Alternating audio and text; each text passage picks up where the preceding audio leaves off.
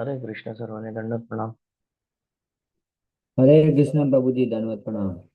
हरे कृष्ण दंडवत प्रणाम। તમારા બધાનું ખૂબ ખૂબ સ્વાગત છે ઇસ્કોન કુલાઈ મેંગલોર તરફથી ભગવદ્ ગીતાના ચાલી રહેલા લેવલ 2 ના સેશનની અંદર પાર્ટ 2 અધ્યાય 13 લેવા જઈ રહ્યા છે। શ્રી શ્રી રાધા ગોવિંદજીના ચરણોમાં વંદન કરી ગુરુ મહારાજના આશીર્વાદની સાથે મંગળતાની કામના કરી અને આજના શુભ દિવસની શરૂઆત કરીએ।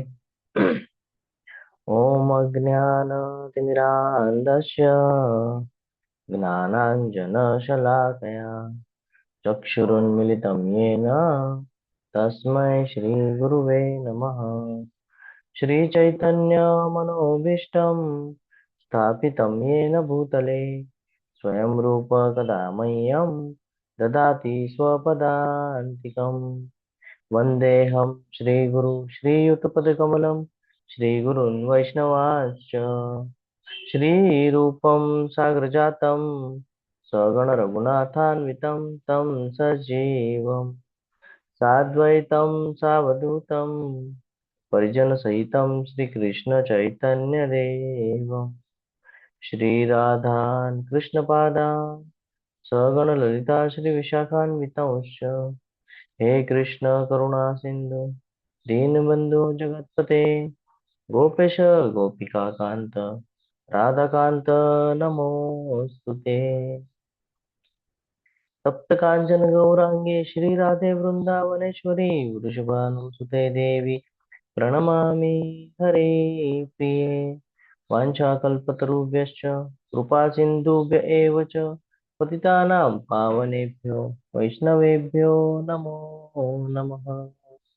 नमो ओं विष्णुपादाय कृष्णपृष्ठाय भूतले श्रीमते भक्तिवेदान्त स्वामिन् इति नामिने। नमस्ते सारस्वते देवे गौरवाणी प्रचारिणे निर्विशेष शून्यवादी पाश्चात्यदेशतारिणे। जय श्री कृष्ण चैतन्य प्रभु नित्यानंद श्री अद्वैत गदाधर श्रीवासादि गौर भक्त वृंद। हरे कृष्ण कृष्ण कृष्ण हरे हरे हरे राम राम राम राम हरे हरे। हरे कृष्ण सर्वने दंडवत प्रणाम। તો ગઈકાલે આપણે અધ્યાય 13 ની શરૂઆત કરી અને અર્જુનજીએ 6 પ્રશ્ન પૂછ્યા હતા। પ્રકૃતિ એટલે શું, પુરુષોત્તમ કોને કહેવાય છે, ક્ષેત્ર એટલે શું, ક્ષેત્રજ્ઞ એટલે શું, જ્ઞાનમ અને જ્ઞેય, આપણને ચર્ચા કરતા કરતા એક એવા સ્ટેજ ઉપર પહોંચ્યા કે જે આપણને અમુક ગુણો સમજમાં આવ્યા, જે ગુણો દ્વારા આપણે આપણા જીવનમાં ભક્તિમય સેવાઓ કરી શકીએ છીએ, ભક્તિમય જીવન આપણે જીવી શકીએ છીએ, એની આપણે ગઈકાલે ચર્ચા કરી રહ્યા હતા। કાલનું સમજાણું છે બધાને? હરે કૃષ્ણ હરે કૃષ્ણ। તો આપણે અહીંયા સુધી પહોંચ્યા હતા। 10મા શ્લોક થી આપણે લેવાનું બાકી હતું। હરે કૃષ્ણ, અવાજ આવે છે મારું ક્લિયર? હા પ્રભુજી। ઓકે, તો આપણે 10મા શ્લોકમાં આગળ વધ્યા હતા, જે આપણને આ શક્તિથી આપણે શરૂઆત કરવાની છે। જો અહીંયા પહેલો જ શબ્દ લખેલો છે અશક્તિરન વિશ્વંગમ, એટલે અશક્તિ શેમાં હોય છે? આપણને આ શક્તિ ભૌતિક જગતની અંદર આપણને આ શક્તિ હોય છે। તો અહીંયા જે આ શક્તિ છોડવાની વાત કરે છે, તો કઈ આ શક્તિ છોડવાની વાત કરે છે? હરે કૃષ્ણ। કર્મ ફળની આસક્તિ। આપણે જે ભૌતિક જગતની જે કહીએ છીએ ને, આપણા શરીરને આપણે કરતા માનીએ છીએ અને પછી એની આગળ જે કાંઈ પણ કરાવીએ છીએ બધી ઈચ્છાઓ પૂર્ણ, એની વાત કરી રહ્યા છે કે એ બધું ધ્યાનમાં રાખવું જોઈએ। અને ઘણા બધા લોકોને એવું થાય કે આ શક્તિની વાત કરે છે તો જવાબદારી છોડવાની વાત આવે છે? નહીં, જવાબદારી કરવાની છે। જવાબદારી આપણી જે કાંઈ પણ છે, એઝ અ બાળક તરીકે, એઝ અ માતા પિતા તરીકે, ભાઈ તરીકે, બેન તરીકે, જે કાંઈ પણ છે એ જવાબદારીઓ આપણે નિભાવવાની છે।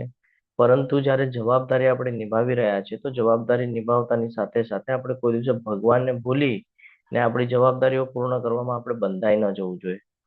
એ આપણને કર્મના બંધનમાં બાંધી દેતું હોય છે। જે ભક્ત હોય એ ભક્ત હંમેશા તમે જોજો બેલેન્સ કરીને ચાલશે. પોતાના પરિવારની પણ સેવાઓ કરશે અને ભગવાનની પણ સેવાઓ કરશે. તો આ હંમેશા ધ્યાનમાં રાખવાનું છે. કેમ? કારણ કે હંમેશા માઇન્ડમાં એક બાબત રાખે છે કે જે કાંઈ પણ હું કરી રહ્યો છું આ બધી જવાબદારી મને ભગવાન દ્વારા મળેલી છે અને મારે એને નિયમિત રીતે યોગ્ય રીતે પાર પાડવાની છે. આ ઈચ્છાની સાથે એ કરે છે એટલે કોઈ દિવસે બંધનમાં બંધાતો નથી. બીજું શું છે? અનભિષ પ્રભુ હરે કૃષ્ણ. હા બોલો માતાજી. હરે કૃષ્ણ. ના, હરે કૃષ્ણ, દંડવત પ્રણામ. દંડવત પ્રણામ માતાજી. હરે કૃષ્ણ. તો બીજું છે કે ભાઈ કહીએ ને કે અતિમત્તાનો ભાવ જેને આપણે કહીએ કે ભગવાન એ આપણને કઈ આસક્તિ છોડવાની વાત નથી કરતા, પણ શું કે છે કે ભાઈ અતિશય મમતા પણ સારી નથી. એટલે અતિશય લગાવ જે આપણે કહીએ વધારે પ્રમાણમાં એ પણ સારું નથી. શું કામ સારું નથી? હરે કૃષ્ણ. થોડું ફાસ્ટલી લેશું કારણ કે વધારે સ્લાઇડ છે.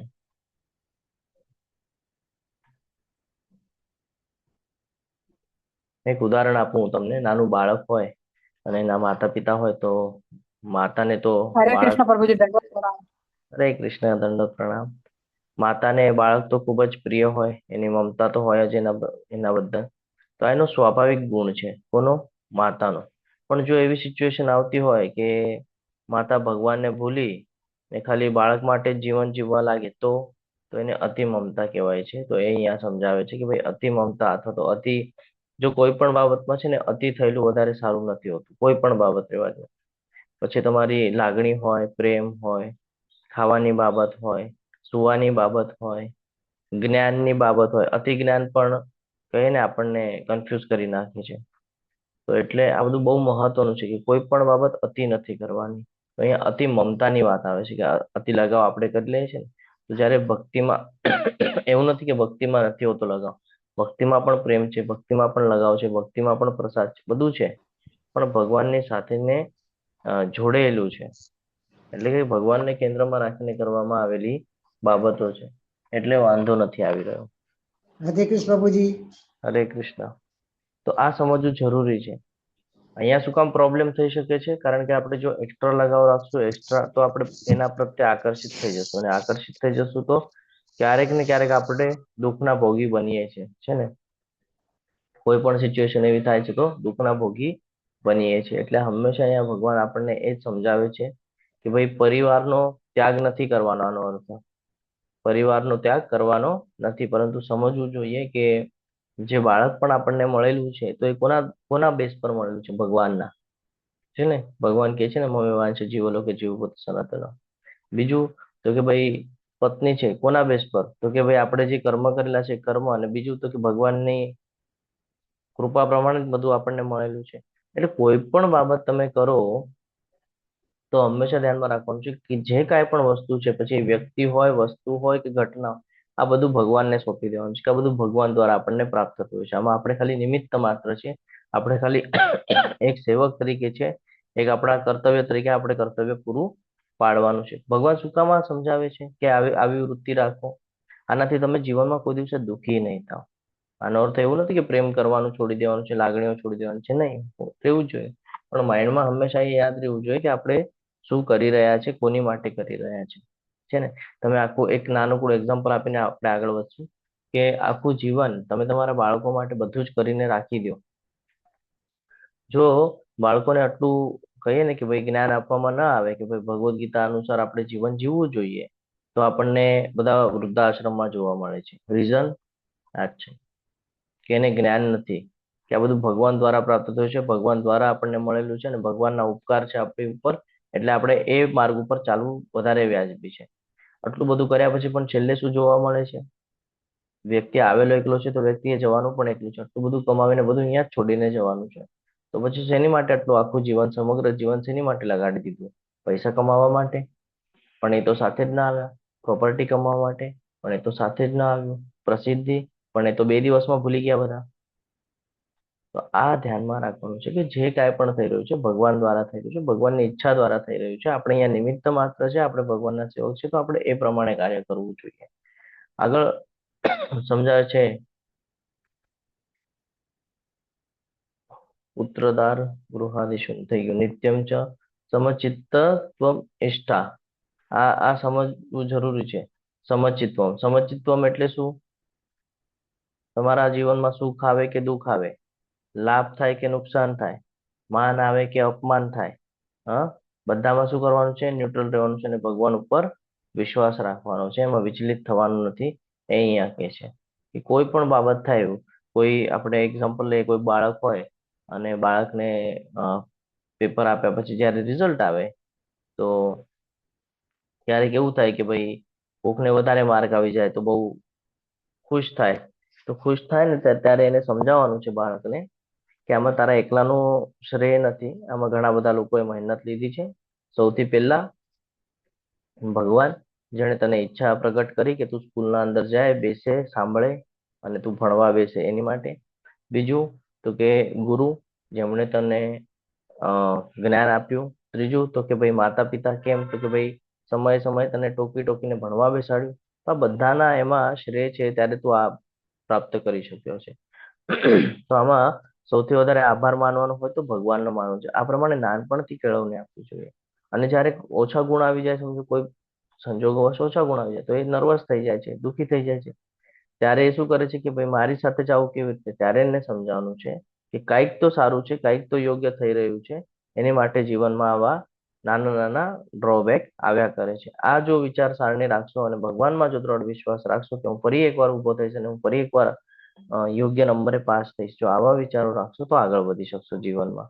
અથવા તો તમે જો કહીએ ને કે કોઈકને ને કોઈકને દોષી બનાવતા રહીશો તો જીવનમાં આપણે આગળ વધી શકતા નથી. એટલે હંમેશા ધ્યાનમાં રાખવાનું છે કે ક્યારે પણ લાઈફની અંદર કોઈ પણ સિચ્યુએશન હોય એ એક જેવી રહેતી નથી.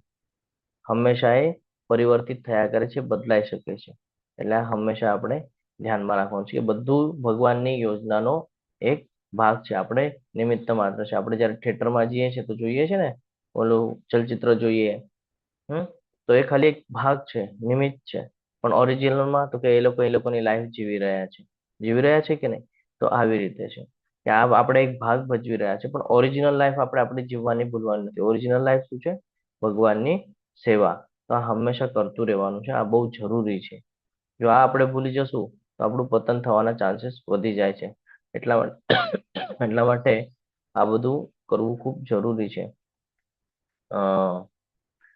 2.48 ની અંદર કહેવામાં આવે છે, યોગસ્થ કુરુ કર્માણી વાળો જે શ્લોક છે, સમત્વમ યોગ ઉચ્યતે. એની અંદર ભગવાન કહે છે કે સફળતા આવે કે નિષ્ફળતા આવે, બંનેમાં તારે સંભાવ રાખવો જોઈએ અને એ જ તારી માટે યોગ છે. એટલે કે યોગ ઉચ્ચતે જે કે છે ને, કે એ જ તારી માટે યોગ્ય છે. અને એક 9.27 ની અંદર પણ એક શ્લોક મૂકવામાં આવે છે, યત કરોષિ. ખબર છે? જે કંઈ કરો છો એ બધું ભગવાનને અર્પણ કરો કરીને એક શ્લોક છે, 9.27 શ્લોક છે. તો એમાં પણ ભગવાન એ જ કહે છે કે જે કાંઈ પણ કરો છો તમે મને સમર્પિત કરી દો. એટલે આ હંમેશા આપણે ધ્યાન રાખવાનું છે. સમજાય છે હવે સમચિત્તતા એટલે શું? અનુકૂળ હોય કે પ્રતિકૂળ હોય, બંને પરિસ્થિતિમાં મનને સ્થિર રાખવું અને ભગવાનમાં દ્રઢ વિશ્વાસ રાખવો, આ બહુ જરૂરી છે આપણી માટે. પછી એનાથી આગળ વધીએ તો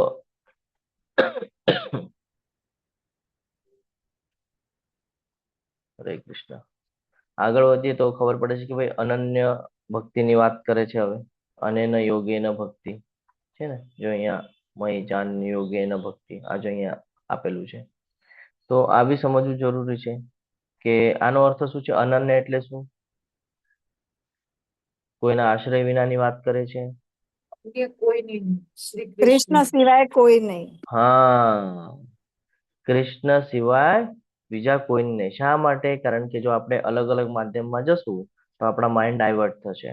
મૂળને પાણી આપશું તો ઓટોમેટિકલી બધા સુધી પહોંચશે. એટલા માટે ભગવાન શ્રી કૃષ્ણ એ સર્વોચ્ચ છે. આપણે જોઈ ગયા છીએ તો કે સર્વોચ્ચને માનવું જોઈએ.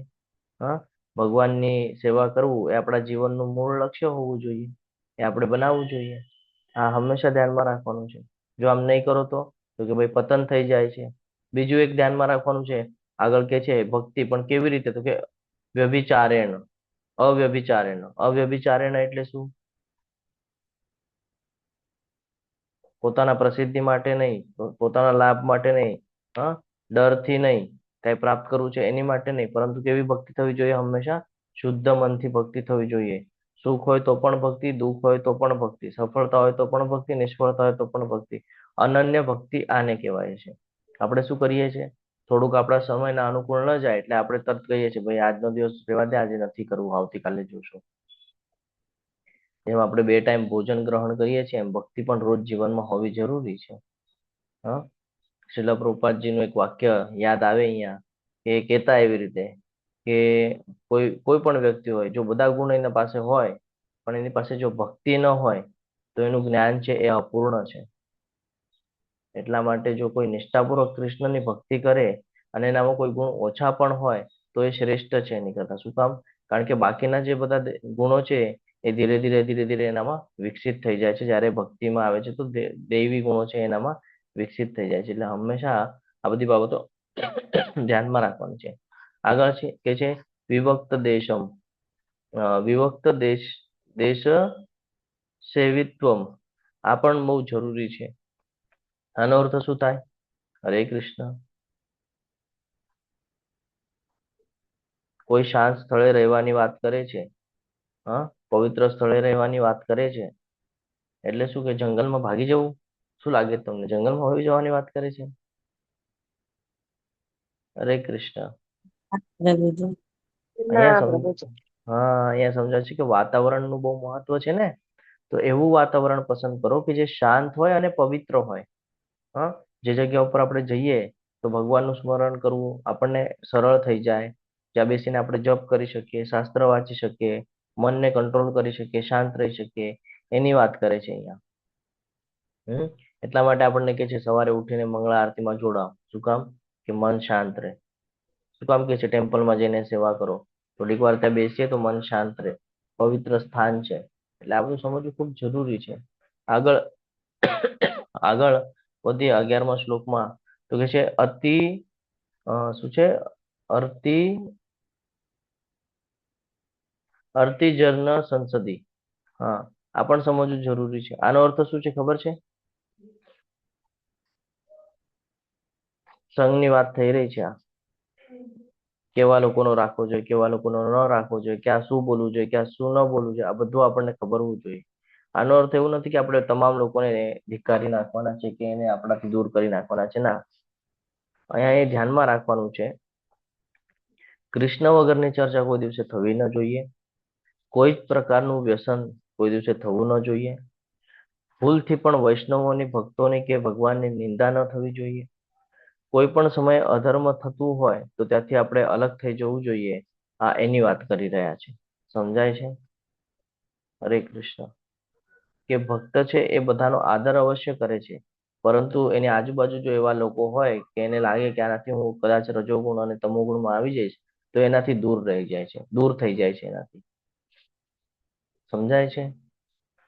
એટલે આવા વિષય, હા, તો આવા વિષયો પર ધ્યાન રાખવું ખૂબ જરૂરી છે. અને આની માટે શું કરવું પડે છે? આપણને સતત ભગવાનના સાનિધ્યમાં રહેવું પડે છે. એટલા માટે ભગવાન આપણને 9.34 ની અંદર કહી રહ્યા હતા. શું કહેતા હતા? સતત મારું સ્મરણ કર કહેતા હતા. યાદ આવે છે શ્લોક? મન્મના આભવ મદ ભક્તો મધ્યાજી માવ નમસ્કુરુ, છે ને?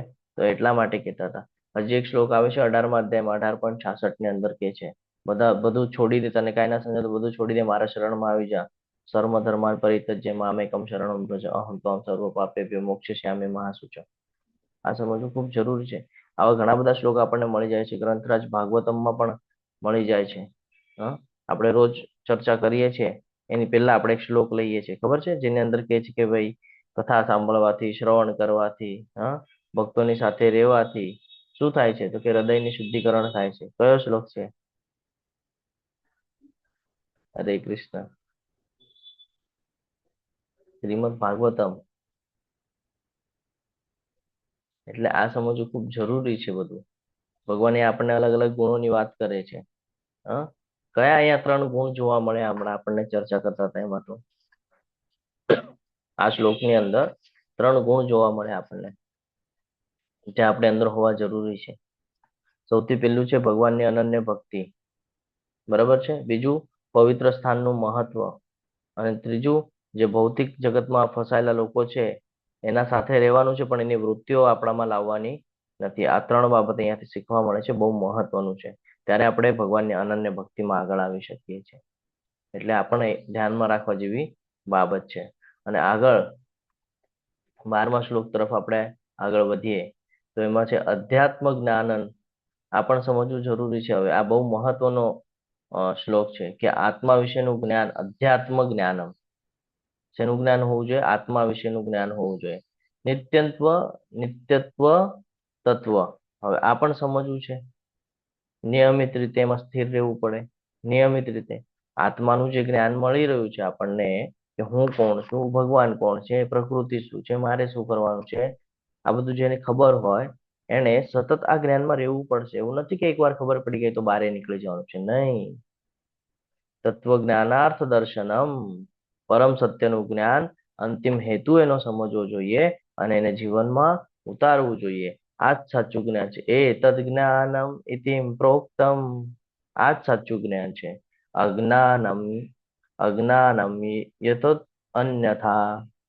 અજ્ઞાન આનાથી વિપરીત છે. એટલે જે કાંઈ પણ અહીંયા મુદ્દા મૂકેલા છે, જે કાંઈ પણ અહીંયા પોઈન્ટ્સ આપણને આપેલા છે, આ બધાને ભગવાન જ્ઞાન તરીકે ઘોષિત કરે છે અને આને છોડીને જે કાંઈ પણ આના વિપરીતમાં છે એ બધું અજ્ઞાન છે. ક્લિયર છે?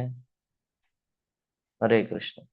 તો આટલા જે ગુણ છે શ્લોક નંબર 8 થી લઈને શ્લોક નંબર 12 સુધી આ બધા આપણા જીવનમાં મહત્વનો ભાગ ભજવે છે જ્યારે આપણે ભગવાનની ભક્તિમાં સંલગ્ન થઈએ છીએ. તો આ જેટલા પણ ગુણ બતાડ્યા છે, વિનમ્રથી લઈને આત્મ સાક્ષાત્કારના મહત્વ સુધી અથવા તો પરબ્રહ્મની તાત્વિક શોધ સુધી આ બધા બહુ મહત્વના છે. અહીંયા સુધી ક્લિયર છે? હરે કૃષ્ણ. જો અહીંયા એ જ બધું બતાડે છે કે નમ્રતા એટલે સન્માનિત થવાનો, સંતોષ મેળવવા માટે ઉત્સુક ન હોવું જોઈએ. આપણે ચર્ચા કરેલી છે એટલે હું ફરી પાછો લેતો નથી. આ ગુણોને કેળવવા, જો હમણાં જ આપણે ગુણો જોઈ ગયા, આ બધા ગુણોને કેળવવા ભગવદ્ ગીતા 13.8 થી 12 માં ઉલ્લેખિત જ્ઞાન પ્રાપ્ત કરવાની વાસ્તવિક પદ્ધતિ છે કે કેવી રીતે જ્ઞાન પ્રાપ્ત થાય અને જ્ઞાનની આ વસ્તુઓ સિવાય જે કંઈ પણ અનુમાન લગાવવામાં આવ્યું છે આ બધું અજ્ઞાનતા છે. એટલે આ જે શ્લોક છે આ શ્લોક જીવનમાં હંમેશા યાદ કરો, રોજ યાદ કરવાનો છે. એટલે આપણને ખબર પડે કે આપણી ભૂલ ક્યાં થઈ રહી છે. હવે ભગવાન આગળ વધ્યા તો ભગવાન આપણને કહે છે કે હવે હું તને જ્ઞેય વિશે કહીશ. હવે જ્ઞાન મળી ગયું ને, હવે કે છે હવે હું તને જ્ઞેય વિશે કહીશ કે જે જાણીને તું બ્રહ્મનું નિત્ય આસ્વાદન કરી શકીશ અને આ બ્રહ્મ અથવા તો આત્મા અનાદિ છે તથા મારે આધીન છે, ત્યાં ભૌતિક જગતના કાર્યકારણથી પર છે. હવે આ સમજવું પણ જરૂરી છે. જ્ઞેયમ, જ્ઞેયમ એટલે શું? હરે કૃષ્ણ. શું હેતુ છે? ખાલી માહિતી મેળવવાની, શું કરવાનું છે શું નહીં? હરે કૃષ્ણ. લોંગ ટાઈમ નું જ્ઞાન. હા, ભગવાનને ઓળખવા, હા, આત્મા અને ભગવાન વચ્ચેનો જે સંબંધ છે સંબંધને જાણવું ખૂબ જરૂરી છે. કોઈ બાળક હોય ખાલી પુસ્તક વાંચી લે, હા, અને એને સમજે જ નહીં કે ભાઈ આમાં શું કહેવા માંગે છે કે શું લખેલું છે. અથવા તો આપણી જ વાત કરી લઈએ કે આપણે જો વાંચી લઈએ, બધું શાસ્ત્ર વાંચી લીધું, આખી ભગવદ્ ગીતા વાંચી લીધી, ભગવતમ વાંચી લીધું, બધું વાંચી લીધું, હા, પણ છેલ્લે પણ આપણને ખબર ના પડી કે ભગવાન કૃષ્ણ છે કોણ, ભગવાન શું કામ કે છે, છેલ્લે સુધી ન ખબર પડી તો શું ઉપયોગ થશે? એનો વાંચીને કોઈ ઉપયોગ થશે? એનો હેતુ જ ન સમજે તો? હરે કૃષ્ણ. તો એ જ્ઞાન અધૂરું છે ને? ના પ્રભુજી. હા, તો એ જ્ઞાન અધૂરું છે. તો જ્યારે પણ તમે કોઈ પણ બુક હાથમાં લ્યો ને શાસ્ત્રની, તમે વાંચો ને તો એનો હેતુ તમને સમજાવવો જોઈએ કે ભાઈ આખા બુક, સમગ્ર બુકના સંદર્ભમાં લાસ્ટમાં શું શીખ્યા, શું આપણને અહીંયાથી પ્રાપ્ત થયું, એ જાણવું ખૂબ જરૂરી છે. તો જે બ્રહ્મને ઓળખે છે, જે પરમ બ્રહ્મને ઓળખે છે, જો બ્રહ્મ અને પરમ બ્રહ્મ આ બંનેની વાત થઈ રહી છે. બ્રહ્મ એટલે આપણે અને પરમ બ્રહ્મ એટલે ભગવાન. તો એ જન્મ મૃત્યુના ચક્રમાંથી મુક્ત થઈ જાય છે હંમેશા હંમેશા માટે. અહીંયા એક શબ્દ આ શ્લોકમાં અમૃત કરીને આવે છે. તો એનો અર્થ એવું છે કે કહીએ ને કે ભાઈ અમૃત કેવું હોય? સમુદ્ર મંથન માંથી નીકળ્યું તો અમૃત શા માટે આપવામાં આવેલું હતું? હરે કૃષ્ણ. શું પ્રાપ્ત કર્યું? અમૃત પીધું એટલે શું પ્રાપ્ત કર્યું એમને? અમર થવાનું પ્રભુજી. અમરત. તો આપણે અહીંયા અમૃત એટલે શું સમજી શકશું કે જેને આ જ્ઞાન મળી જાય છે અમૃત સમાન છે. શું કામ અમૃત સમાન છે? તો કે આ ભૌતિક જગતમાં પાછો જન્મ નહીં લે, ફરીને અહીંયા પાછું નહીં આવે. એક શ્લોક છે 8.15 નંબરનો. જેની અંદર દુઃખાલયમની વાત કરે છે, ખબર છે? મામુપેત્ય પુનર્જન્મ દુઃખાલયમ શાશ્વતમ વાળો જે શ્લોક છે, કે ભગવાન કહે છે કે જે મને ઓળખી જાય છે, જે મને પ્રાપ્ત કરે છે, એ પાછો કોઈ દિવસે ફરીથી જન્મ લેતો નથી આ ભૌતિક જગતમાં. તો આ સમજવું ખૂબ જરૂરી છે. હા, કે ભગવાનનો કોઈ દિવસે જન્મ થતો નથી, આપણો થાય છે. શું કામ? કારણ કે આપણે એમ જોવા જાય તો જો આત્માનો પણ જન્મ નથી, પરંતુ એક બોડી સાથેનું સ્ટ્રક્ચર જ્યારે થાય છે તો એનો જન્મ થાય છે. એટલે આ પંચતત્વની વાત થાય છે. તો આ સમજવું જોઈએ કે આ પંચતત્વ અલગ છે, આત્મા અલગ પાર્ટ છે, પરમાત્મા અલગ પાર્ટ છે. સમજાય છે? એટલા માટે ભગવાન 10મા અધ્યાયમાં કહેતા હતા ને કે મને કોઈ મહર્ષિ કે દેવ કોઈ જાણી શકતું નથી. આ એટલા માટે કહેતા હતા ભગવાન આપણને. તો આ સમજવું જરૂરી છે કે પરબ્રહ્મ એટલે નિરાકાર બ્રહ્મ જ્યોતિની વાત નથી થતી. પરમ બ્રહ્મ એટલે પૂર્ણ પુરુષોત્તમ ભગવાન શ્રી કૃષ્ણની વાત થઈ રહી છે. તમને એની માટે રેફરન્સ માટે શ્લોક જોઈએ તો 10મો અધ્યાય તમે વાંચી શકો છો. 10મા અધ્યાયમાં એક શ્લોક આવે છે જેની અંદર કહે છે પરમ બ્રહ્મ પરમ ધામમ પવિત્રમ પરમમ ભવાન. યાદ છે? જેની અંદર અર્જુનજી કહે છે ભગવાનને પરમ બ્રહ્મ પરમ ધામમ, તમે જ પરમ બ્રહ્મ છો, તમે જ પરમ, તમારું જ પરમ ધામ છે, પવિત્ર છે. એવી રીતે એક શ્લોક આવે છે. આ સમજવું ખૂબ જરૂરી છે. જ્યાં સુધી આપણે આપણા જીવનમાં ઉતારશું નહીં કે ભગવાન કોણ છે અને એની સેવાઓમાં લાગશું નહીં, તો એ જ્ઞાન આપણા કાંઈ જ કામનું નથી. આપણે 10 વાર પણ ભગવદ્ ગીતાના ક્લાસ કરી લેશું તો એ આપણે સમજી શકશું નહીં. એટલે આ સમજવું ખૂબ જરૂરી છે કે ભૌતિક જગતની અંદર બે પ્રકારે આપણે કાર્ય કરીએ છીએ, એક સત અને એક અસત છે ને. તો આ સમજવું ખૂબ જરૂરી છે કે કેવી રીતે આપણે જીવન જીવવાનું છે, કેવી રીતે જીવન નથી જીવવાનું. હા, આ બધું જ્ઞાન બહુ જરૂરી છે. આગળ વધીએ. જો અહીંયા એ જ સમજાય છે કે જાણવું શું કામ છે આપણે? નિયમ જાણી શકાય એવું આત્મા અને પરમાત્મા એ ખરેખર જાણવાનો વિષય છે. આ બહુ જરૂરી છે કે આપણે કોણ છીએ, શું છીએ, શા માટે છીએ, આ ખબર રહેવી જોઈએ આપણને. જાણીતા કોણ છે? તો કે વિજ્ઞાન અને બ્રહ્મ જીવાત્મા જાણકાર તરીકે છે, અને આનંદ કે બ્રહ્મ એટલે પરમાત્મા જાણીતા અને જાણકાર તરીકે છે. હા, જાણકારને જાણવાથી શું ફાયદા થાય છે? શું થાય જાણકારને જાણીએ તો? જીવનમાં અમૃતનો આનંદ માણી શકાય છે ને. ભૌતિક જગતમાં પણ આપણે પોતાને સુખી રાખી શકીએ છીએ જો આપણે પરમાત્માને જાણી લઈએ તો. આજે ભૌતિક જગતના જે સંસાધનો છે એની અંદર જે કાંઈ પણ આપણને કહીએ ને વિચલિત કરવાની જે પ્રવૃત્તિઓ થાય છે એનાથી આપણે પોતાને બચાવી શકીએ છીએ ભગવાનને જાણેલું હોય તો. નિયમ જ્ઞાનનો ઉદ્દેશ શું છે? પરમાત્માના ગુણોની અહીંયા વાત કરવામાં આવેલી છે કે તેમના હસ્ત, ચરણ, નેત્ર, મસ્તક તથા મુખ અને કર્ણો સર્વત્ર વ્યાપ્ત છે. એ રીતે પરમાત્મા સર્વ વસ્તુઓમાં અવસ્થિત છે. જો અહીંયા કહે છે કે હસ્ત એટલે હાથ, ચરણ એટલે પગ, નેત્રો, મસ્તક તથા મુખ અને કર્ણો બધી જગ્યાએ વ્યાપ્ત છે, બધી જગ્યાએ. કેવી રીતે આપણે સમજી શકીએ? હરે કૃષ્ણ. હરે કૃષ્ણ. ભગવાન વિભૂતિઓ દ્વારા પ્રભુજી.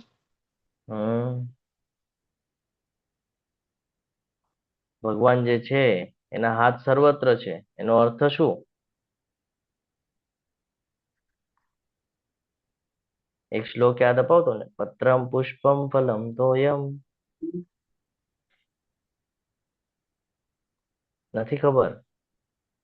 આ યાદ નથી આવતો. ભગવાન દરેક જીવના હા કર્મને જાણે છે. જ્યારે તમે ફોર એક્ઝામ્પલ તમે કોઈ પણ સ્થાને બેસેલા છો ત્યાંથી જો તમે ભગવાનને ફૂલ અર્પણ કરો, કોઈ અમેરિકામાં હોય, કોઈ ગુજરાતમાં હોય, કોઈ યુએસમાં, નાસિકમાં હોય, ક્યાંય પણ, જ્યાં ક્યાંય પણ છે, તો ભગવાન એને સ્વીકાર કરે છે કે નથી કરતા? હરે કરે છે કૃષ્ણ. કરે છે પ્રભુજી. કરે હા, છે પ્રભુજી. તો સ્વીકાર ક્યારે કરે? જ્યારે ત્યાં ઉપસ્થિત હોય ત્યારે કરે ને. હરે કૃષ્ણ. હા પ્રભુજી. હા પ્રભુ. બીજું જોઈએ આપણે કે ભાઈ અહીંયા નેત્રોની વાત કરે છે તો કોણ શું કરે છે, કોણ શું વિચારી રહ્યું છે, કોણ ભક્તિ કરે છે, કોણ ભૌતિક જગતમાં સંકળાયેલું છે? ભગવાન જોવે છે કે નથી જોતા? જોવે છે. જોવે છે પ્રભુ. કોઈ બચી શકે છે આનાથી? એટલા માટે કે છે કે ભગવાનના નેત્રો પણ અનેક છે અને બધી જગ્યાએ છે. આગળ મસ્તકની વાત કરે છે. હા, એટલે અહીંયા આપણને એમ સમજાવે છે, આ એટલા માટે શ્લોક મૂકવામાં આવેલો છે કે જે લોકો એમ કે છે ને કે ભગવાન નથી હોય અથવા તો હૃદયના અંદર નથી, એની માટે છે આ. ભાઈ નથી તો પછી આના જવાબો કેવી રીતે આપી શકો તમે? આવી રીતે આપી શકો તમે એના જવાબ. કોઈ તમને કે ભગવાન નથી, એક્સપ્લેન કરો, 13.14 પર આવી જવાનું છે, જેની અંદર ભગવાન કે છે અનેક હસ્ત, ચરણો, નેત્ર, મસ્તક અને મુખ, કર્ણો બધી કોર વ્યાપ્ત છે. જ્યારે કંઈક અર્પણ કરો છો તો એ પણ અર્પણ થાય છે ને કંઈક જે કાંઈ ક્રિયા કરો છો એ બધું એના આંખેથી જોઈ રહ્યા છે. એક શ્લોક છે 15.15 માં આવશે આપણને, જેની અંદર ભગવાન કહે છે કે હું દરેકના હૃદયમાં રહું છું કરીને.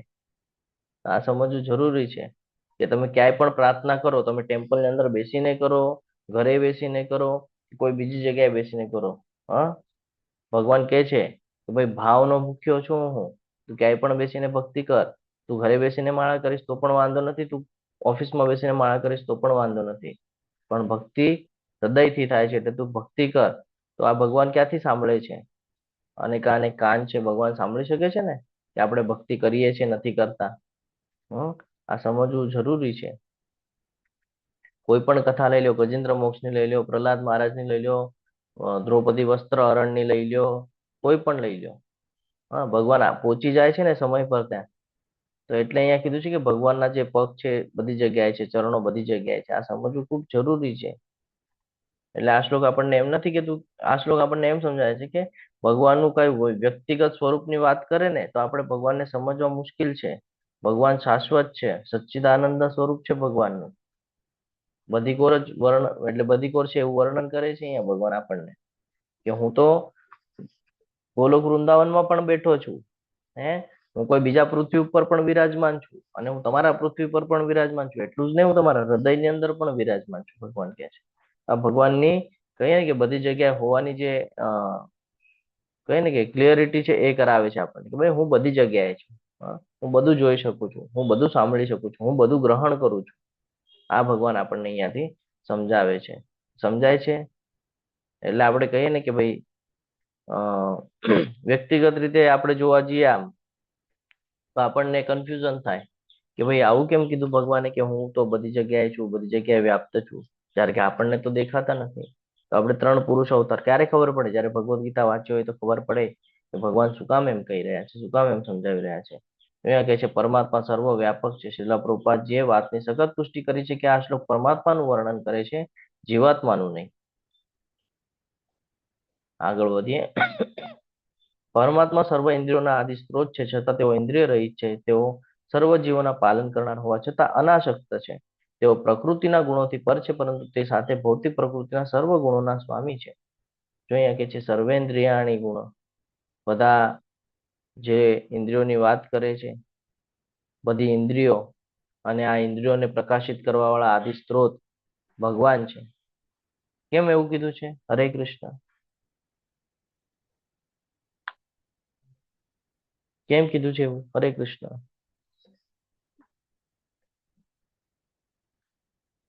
હમણાં ભગવાને કીધું કે મારા ઘણા બધા હાથ છે, ઘણી બધી નેત્રો છે, ઘણું બધું છે, બરાબર છે. હવે ભગવાન અહીંયા આપણને એનાથી વિરુદ્ધનું પણ સમજાવશે. શું સમજાવશે? કે હું આંખ વગર પણ બધું જોઈ શકું છું. મને આંખની જરૂરત નથી કે હું આંખથી જ ખાલી જોઉં.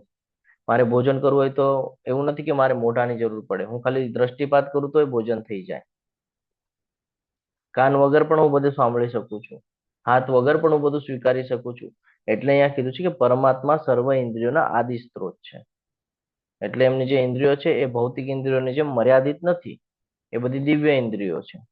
કે કોઈ પણ વસ્તુ કરવી હોય તો એમને કોઈ સ્પેસિફિક બાબતની જરૂરત નથી, જેમાં આપણી માટે છે. આપણી આંખ શું કરે? આપણી આંખ ખાલી જેટલું આંખોની સામે દેખાય એટલું જ નિહાળી શકે છે. એનાથી આગળ જઈએ તો આત્માનું કદ જોવા જઈએ તો કે આત્મા જોઈ જ નથી શકતા. ત્યારે ભગવાન બધું જોઈ શકે છે. ભગવાને આની ક્લિયરિટી આપણને બીજા અધ્યાયમાં જ આપી દીધી છે, જેની અંદર ભગવાને કીધેલું કે એવું નથી કે તું ન રહ્યો હોય કે હું ન રહ્યો હોય કે આ બધા રાજાઓ ન રહ્યા હોય, ને એવું પણ નથી કે આ બધું પાછું નહીં હોય. આ બધું મને ખબર છે, તું નથી જાણતો પણ મને ખબર છે. એટલે ભગવાનની કહીએ ને કે ભગવાનને ભૂતકાળ પણ ખબર છે, વર્તમાન પણ ખબર છે, અને ભવિષ્ય પણ ખબર છે. બધું એક સાથે ખબર છે. જ્યારે આપણને ખાલી ભૂતકાળ ખબર છે, અને વર્તમાન આપણે કેવું જીવી રહ્યા છે એ આપણને પોતાને નથી ખબર. ભવિષ્યમાં શું થવાનું છે એ પોતાને આપણને ખબર નથી. એટલે ભગવાન અહીંયા આપણને સમજાવે છે કે ઘણા બધા લોકો એમ કે ને કે ભાઈ ભગવાનમાં માનતા ન હોય અથવા નિર્વિશેષ બ્રહ્મની ઉપાસના કરતા હોય તો ભગવાનના ગુણો સમજી ન શકે. એટલા માટે ભગવાન અહીંયા ઇન્દ્રિયો દ્વારા સમજાવે છે કે ભાઈ મારી ઇન્દ્રિયો ભૌતિક નથી, મારું જે સ્વરૂપ છે સચ્ચિદાનંદ વાળું સ્વરૂપ છે. આ સમજવું જરૂરી છે. જ્યારે આપણી ઇન્દ્રિયોને આપણે લિમિટેશન છે કે ભાઈ જોવું હોય તો આંખનો જ ઉપયોગ કરવો પડે, ખાવું હોય તો મોઢાનો જ ઉપયોગ કરવો પડે, સાંભળવું હોય તો કાનનો જ ઉપયોગ કરવો પડે. ભગવાન માટે એ નથી. હા, પાછું કે છે કે ભાઈ ઇન્દ્રિય રહિત છે એટલા માટે ઇન્દ્રિય રહિત છે કીધું છે. અને આગળ કીધું છે તેઓ સર્વ જીવોના પાલન કરનાર હોવા છતાં અનાસક્ત છે. આનો અર્થ શું? અનાસક્ત રહે છે કેમ એમ કીધું છે? કારણ કે ભગવાન આખા સૃષ્ટિનું સંચાલન કરી દે છે, બનાવી દે છે, સ્ટ્રક્ચર નિર્માણ કરી દે છે. પછી તો કે એમાં બંધાતા નથી, બાંધીને આપી દે છે. હા, અને પછી તો કે ભાઈ મારે એમાં કોઈ ઇન્ટરેસ્ટ નથી, એમ કે ભાઈ એમાં ફસાવા જેવું મારે કેમ નથી ફસાતા? રીઝન સમજવા જેવું છે. કારણ કે ભગવાન કે છે પ્રકૃતિના ગુણોથી પર છે એટલે નથી ફસાતા. કારણ કે માયાદેવીનો જન્મ જ ભગવાન દ્વારા થયો છે અને આપણા ઉપર એટલા માટે હાવી છે કે આપણે ખોટી પ્રભુત્વ કરવાની ભાવના રાખીએ છીએ, પણ આપણાથી કાંઈ થવાનું નથી કારણ કે આપણા ઉપર પ્રભાવ નાખીએ છીએ. કે પ્રકૃતિના ગુણોથી પર છે એટલે ભગવાન કે છે તે સાથે ભૌતિક પ્રકૃતિના સર્વ ગુણોના સ્વામી છે. સમજાય છે? હરે કૃષ્ણ. ભગવાન બધાનું પાલન કરે છે. આપણે એની ચર્ચા અનેક વાર કરી ચૂક્યા છે કે કોઈ પણ જગ્યા હોય, કોઈ પણ પ્લેસમેન્ટ હોય, તમે જોઈ શકો છો. જો પાણીનું પ્લેસમેન્ટ જોવો તો ત્યાં ઘણા બધા પાણીના કહીએ ને કે જીવો જોવા મળે છે. માછલી છે, વેલ છે, મગર છે, ઘણું બધું. એ લોકોને રોજ ને રોજ કાંઈક ને કાંઈક મળી જાય છે. જંગલમાં ઘણા બધા પશુઓ જોવા મળે છે, પ્રાણીઓ જોવા મળે છે, એ લોકોને બધું મળી જાય છે. ભગવાન બધાનું પાલન કરે છે. કોઈ પણ જીવ હોય બધાની માટે વ્યવસ્થાઓ કરીને રાખેલી છે ભગવાન. એટલે હા હંમેશા ધ્યાનમાં રાખવાનું છે. ક્લિયર છે આ શ્લોક? હરે કૃષ્ણ. તો અહીંયા આપણને એ સમજાય છે કે ભગવાન બધી જગ્યાએ છે, ભગવાન બધાનું પાલન કરે છે, ભગવાન બધાના હૃદયમાં સ્થિત છે અને ભગવાન 3 ગુણોથી ઉપર છે, એમને કોઈ અસર કરતા નથી. તો આ હંમેશા ધ્યાનમાં રાખવાનું છે. એટલા માટે આપણે એમને પૂર્ણ પુરુષોત્તમ પરમેશ્વર શ્રી કૃષ્ણ તરીકે જોઈએ છીએ અને એમની ઉપાસના કરીએ છીએ કારણ કે એ સર્વોચ્ચ છે. એનાથી ઉપર બીજું કાંઈ નથી. ભગવાનથી ઉપર બીજું કાંઈ નથી. એટલે ભગવાન હવે આગળ કહે છે આપણને કે પરમ સત્ય સ્થાવર જંગમ સમસ્ત જીવોની અંદર તથા બહાર સ્થિત છે. ભગવાન કહે છે હું સ્થાવર જે હલનચલન નથી કરી શકતું એ, અને જંગમ જે હલનચલન કરી શકે છે એ, બધા જીવોની અંદર અને બહાર બંને જગ્યાએ સ્થિત છું. તેઓ સૂક્ષ્મ હોવાને કારણે ભૌતિક ઇન્દ્રિયો દ્વારા જોઈ કે જાણી શકાતા નથી. અતિ દૂર હોવા છતાં તેઓ સૌની નજીક પણ છે. હવે આ કેવી રીતે સમજીએ આપણે કે અતિ દૂર હોવા છતાં પણ સૌની નજીક છે? હરે કૃષ્ણ.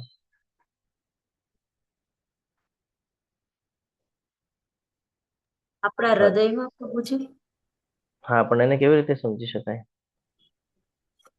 આપણે શ્વાસ લઈ શકીએ છીએ, ખાવાનું પચાવી શકીએ છીએ, તો એ ઈશ્વર ના હોય તો આપણું જીવ જતો રહે પછી તો એ જ શરીર છે પણ કઈ કામ કરી નથી શકતું. એટલે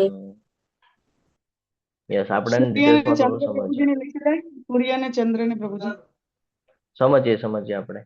તો સૌથી પહેલા અહીંયા કહે છે કે બહાર અને અંદર સ્થિત છે. આનો અર્થ શું? કે હૃદયના અંદર જો પરમાત્મા તરીકે સ્થિત છે અને બ્રહ્માંડની અંદર મહાવિષ્ણુ તરીકે છે ને, શિરોદક્ષાય વિષ્ણુ અને મહાવિષ્ણુ, શિરોદક્ષાય વિષ્ણુ અને ગર્ભોદક્ષાય વિષ્ણુ. આ 3 પ્રકારે આપણે જોઈએ તો આપણને ક્લિયરન્સ આવે કે સૌથી ઉપર સૌથી મોટામાં મોટું કોણ? તો કે મહાવિષ્ણુ. એના પછી તો કે ભાઈ ગર્ભોદક્ષાય વિષ્ણુ અને એના પછી તો કે ભાઈ શિરોદક્ષાય વિષ્ણુ. એટલે ભગવાન કહે છે કે હું અંદર પણ સ્થિત છું અને હું બહાર પણ સ્થિત છું. સમજાય છે? હરે કૃષ્ણ. હરે કૃષ્ણ. હા પ્રભુજી. હા, પ્રભુજી તો હરે આ કૃષ્ણ. સમજવું જરૂરી છે કે ભગવાનને તમે જો સ્થાવર જંગમ, હા, કોઈ પર્વત છે, કોઈ વૃક્ષ છે તો એમાં પણ જોવા મળશે, પશુ છે, પક્ષી છે, મનુષ્ય છે તો એમાંય જોવા મળશે. એટલે ભગવાન કે છે કે હું બધી જગ્યાએ વ્યાપ્ત છું. એવું કોઈ જ નથી. સૂક્ષ્મ એટલે સૂક્ષ્મમાં સૂક્ષ્મ જે નાનામાં નાનું પણ હશે ને એની અંદર પણ હું છું. ભલે તને દેખાતું નથી પણ હું બધી જગ્યાએ છું. કેવી રીતે જોઈ શકીએ છીએ આપણે? માઇક્રોસ્કોપ થી નહીં, ભક્તિ કરીને, પોતાનું મન શાંત ભક્તિથી. કરીને શાસ્ત્રના જ્ઞાન પ્રમાણે પછી આપણે સમજી શકીએ કે ભગવાન છે કેવી રીતે બધું સ્ટ્રક્ચર ઊભું કરે છે ને કેવી રીતે આપણા જીવનમાં આપણને માર્ગદર્શન કરે છે. એટલે આ સમજવું ખૂબ જરૂરી છે. હવે ભગવાને અહીંયા કીધું કે ભાઈ હું અતિ દૂર હોવા છતાં સૌની નજીક છું. અતિ દૂર એટલે શું? કે ભગવાન ગોલોક વૃંદાવનમાં પણ નિવાસ કરે છે, બ્રહ્માંડથી ઉપર છે. હવે આપણાથી બ્રહ્માંડની જો આપણે વાત કરીએ તો આપણે પૃથ્વીલોકમાં છે, પૃથ્વીલોકથી ઉપર ઉપર જશું ત્યારે બ્રહ્માજીનું લોક આવશે ને એનાથી ઉપર ગર્ભોદક્ષ વિષ્ણુ છે. કેટલું ઉપર છે, એટલે ખૂબ દૂર છે. અને સૌની નજીક એટલે ભગવાન કે છે હું દરેકના હૃદયમાં પણ છું. તો આ રીતે સમજવાનું છે આપણે કે ભગવાન જે છે આપણને શું લાગે કે ભાઈ કોઈ વ્યક્તિ છે, કોઈ વ્યક્તિ છે, આપણે એવું કરીએ છીએ. ઘણા લોકો એવું વિચાર કરે છે. તો ભગવાન અહીંયા આ શ્લોક દ્વારા સમજાવે છે કે તું ખાલી ભક્તિ દ્વારા સમજી શકીશ, ભક્તિ કરીશ અને પછી જ્ઞાન લઈશ ને તો તને બધું સમજાશે, પણ તું ડાયરેક્ટ જ્ઞાન લઈશ ને તો તું આ બધું સમજી શકવાનો નથી. આને જ કહેવાય છે અચિંત્ય ભેદાભેદ. આને જ કહેવાય છે અચિંત્ય ભેદાભેદ. સમજાય છે કે ભગવાન કહે છે કે હું તો બધી જગ્યાએ છું, અને ભગવાન એમ પણ કહે છે કે ભાઈ હું તમારામાં છું પણ નહીં, હું બારે છું. સમજાય છે કે? હરે કૃષ્ણ. હા પ્રભુજી. હા, આપણે જોઈએ ને, હજી એક નાનું એક્ઝામ્પલ આપી દઉં. તમે સ્ક્રીન ઉપર કઈ જોતા હો તો એ તમને સ્ક્રીનના અંદર દેખાય, તો એની અંદર દેખાય તો તમે શું ખાલી એમ માનશો કે ભાઈ એની અંદર જ છે? નહીં, બારે નીકળો, બારે તો વ્યક્તિ પણ જોવા મળે છે ને, એ તો સ્ક્રીનમાં છે, પણ એ જ વ્યક્તિ બારે પણ. તો એવી જ રીતે ભગવાન કહે છે કે હું પણ એવી જ રીતે છું, આખા બ્રહ્માંડનો માલિક પણ છું, અને એની અંદર જઈને હું પાછી વ્યવસ્થાઓ પણ જોઉં છું. એટલા માટે હમણાં જે સૂર્યચંદ્રનું ઉદાહરણ આપતા હતા, તો એ ઉદાહરણ લઈ શકાય કે આકાશની અંદર જો સૂર્યને આપણે જોઈએ, ચંદ્રને આપણે જોઈએ, તો આકાશમાં કેટલા દૂર દેખાય છે આપણને? છે નજીક છે, આમ હાથ લગાડી શકાય છે? નહીં, પણ ત્યાંથી એ પ્રકાશ આપે છે ને આપણને. તો આવું જ ભગવાનનું છે કે ભગવાન છે ગોલોક વૃંદાવનમાં, પણ પ્રકાશ તરીકે આપણા હૃદયમાં પણ છે. આપણને પ્રકાશ આપે છે, જ્ઞાન આપ્યા કરે છે કે ભાઈ તારી માટે શું યોગ્ય છે ને શું યોગ્ય નથી. એટલે હંમેશા ધ્યાનમાં રાખવાનું છે કે ભગવાન આપણા હૃદયમાં સ્થિત છે. આપણે કોઈ દિવસે પોતાને એકલું માનવાનું નથી. હંમેશા ભગવાન આપણી પ્રાર્થનાઓ, આપણી ઈચ્છાઓ બધું સાંભળે છે, જાણે છે, અને ભગવાન સાક્ષી તરીકે ત્યાં વિદ્યમાન છે. ક્લિયર છે અહીંયા સુધી? હરે કૃષ્ણ. એટલા માટે કે છે કે પરમાત્મા સર્વ જીવોમાં વિભાજિત હોય એમ જણાય છે. શું લાગે છે? બધામાં વિભાજિત હોય એમ જણાય છે, પરંતુ તેઓ કદાપી વિભાજિત નથી. તેઓ એક જ તરીકે સ્થિત છે. તેઓ દરેક જીવનના પાલન કરતા છે, છતાં તેઓ સર્વના સંહારક છે અને સર્વને જન્મ આપનારા છે. આ શ્લોક આપણને ફરીથી યાદ અપાવે છે કઈ એવી સ્થિતિ હતી કે જ્યારે ભગવાન કૃષ્ણ એક જ સાથે બધાને દેખાતા હતા, એક જ સાથે. હરે કૃષ્ણ. ગોપીઓ સાથે રાસલીલા વખતે ગોપીઓનો આવી જ બધા કઈક સ્થિતિ ગોપીઓ છે. લોકોના ગોપાલ મહેલમાં. હા, હા, આવી જ બાળકો કઈક ગોપાલ પડે સ્થિતિ ત્યાં. છે. ઘણા બધા ઉદાહરણ આપી શકીએ છીએ આપણે કે ભગવાન એક જ છે, પણ ઘણા બધા આપણે કહીએ ને કે બધી જગ્યાએ આપણે આમ જોઈએ તો એનો અર્થ એવું છે કે બધી કોર વેચાઈ ગયા છે. વેચાઈ ગયા છે ભગવાન? ના ના પ્રભુજી. આ સમજવાનું છે. આ જ મેન છે આ શ્લોકની અંદર સમજવા જેવું કે ભગવાન એક જ છે, પરંતુ બધી જગ્યાએ ઉપસ્થિતિ છે એમની. એક જ સમયે બધી જગ્યાએ ઉપસ્થિત રહે છે. જેવી રીતે ફરીથી અહીંયા સૂર્યનું ઉદાહરણ આપી શકીએ કે સૂર્ય એક જગ્યાએ છે પણ એના કિરણો બધી જગ્યાએ પહોંચી શકે છે ને, તો એવી રીતે ભગવાન પણ બધી જગ્યાએ ઉપસ્થિત છે. એટલે એની માટે એવું નથી કે સૂર્યને ઘડીક વાર ગુજરાતમાં તડકો આપો ને ઘડીક વાર મહારાષ્ટ્રમાં આપો, એવું નથી. એક જ જગ્યાએ છે પણ બધી જગ્યાએ આપી શકે છે ને. તો આવી રીતે આપણે ભગવાનને સમજી શકીએ છીએ. એટલે આ પણ અચિંત્ય ભેદાભેદનો ગૂઢ રહસ્ય ખોલવા વાળા શ્લોક છે આ બધા. જે લોકોને થતું હોય ને કે પ્રભુ આ નથી સમજાતું કે હું તેમનામાં છું પણ તું તેઓ મારામાં નથી, તો આ બધું આ અહીંયાથી સમજાઈ શકે છે. આ શ્લોક દ્વારા આપણને સમજાઈ શકે છે કે જીવાત્માઓ ઘણા બધા હોઈ શકે છે, પરંતુ પરમાત્મા એક જ છે. આ અહીંયાથી સમજાય છે આપણને. જે લોકો કે છે ને કે ભાઈ વિલીન થઈ જવું, વિલીન થઈ જવું, વિલીન થઈ જવું, વિલીન થઈ જ ન શકે. હા, પરમાત્મા એક જ છે, જીવાત્માઓ ઘણી બધી છે. આ સમજવું જોઈએ. જીવ છે એ વ્યક્તિગત રીતે રહે છે, પણ ભગવાન છે એના કર્મના સાક્ષી તરીકે ત્યાં ઉપસ્થિત છે અને એને હંમેશા માર્ગદર્શન આપતા રહે છે. એટલા માટે અહીંયા ભગવાન કહે છે કે હું સર્વનો સહારક પણ છું, પાલન કરતા પણ છું, અને બધાને જન્મ આપનારા પણ હું જ છું. આ બહુ બહુ સરસ રીતે ભગવાન આપણને બધું ક્લિયર કરે છે. આપણે અહીંયા વીજળીનું ઉદાહરણ પણ લઈ શકીએ કે વગર વીજળી પંખો ફરે કે લાઈટ ચાલુ થાય કે ન થાય? એવી રીતે આપણે છીએ કે આપણને જો એમને ભગવાન જો આપણા હૃદયમાં ન હોય, એક એક્ઝામ્પલ, ભગવાન હૃદયમાં ન હોય અને આપણને એમ જ છોડી દીધું હોય તો પણ આપણે ભટકી જઈએ. ખબર છે તમને? કારણ કે આપણને તો ખાલી ભૌતિક ઈચ્છાઓ જ થશે, આધ્યાત્મિક ઈચ્છા તો કોઈ દિવસે નહીં થાય. હા, સાક્ષી તરીકે ભગવાન જો નહીં રહે તો આપણે ગોટાળે ચડી જશું.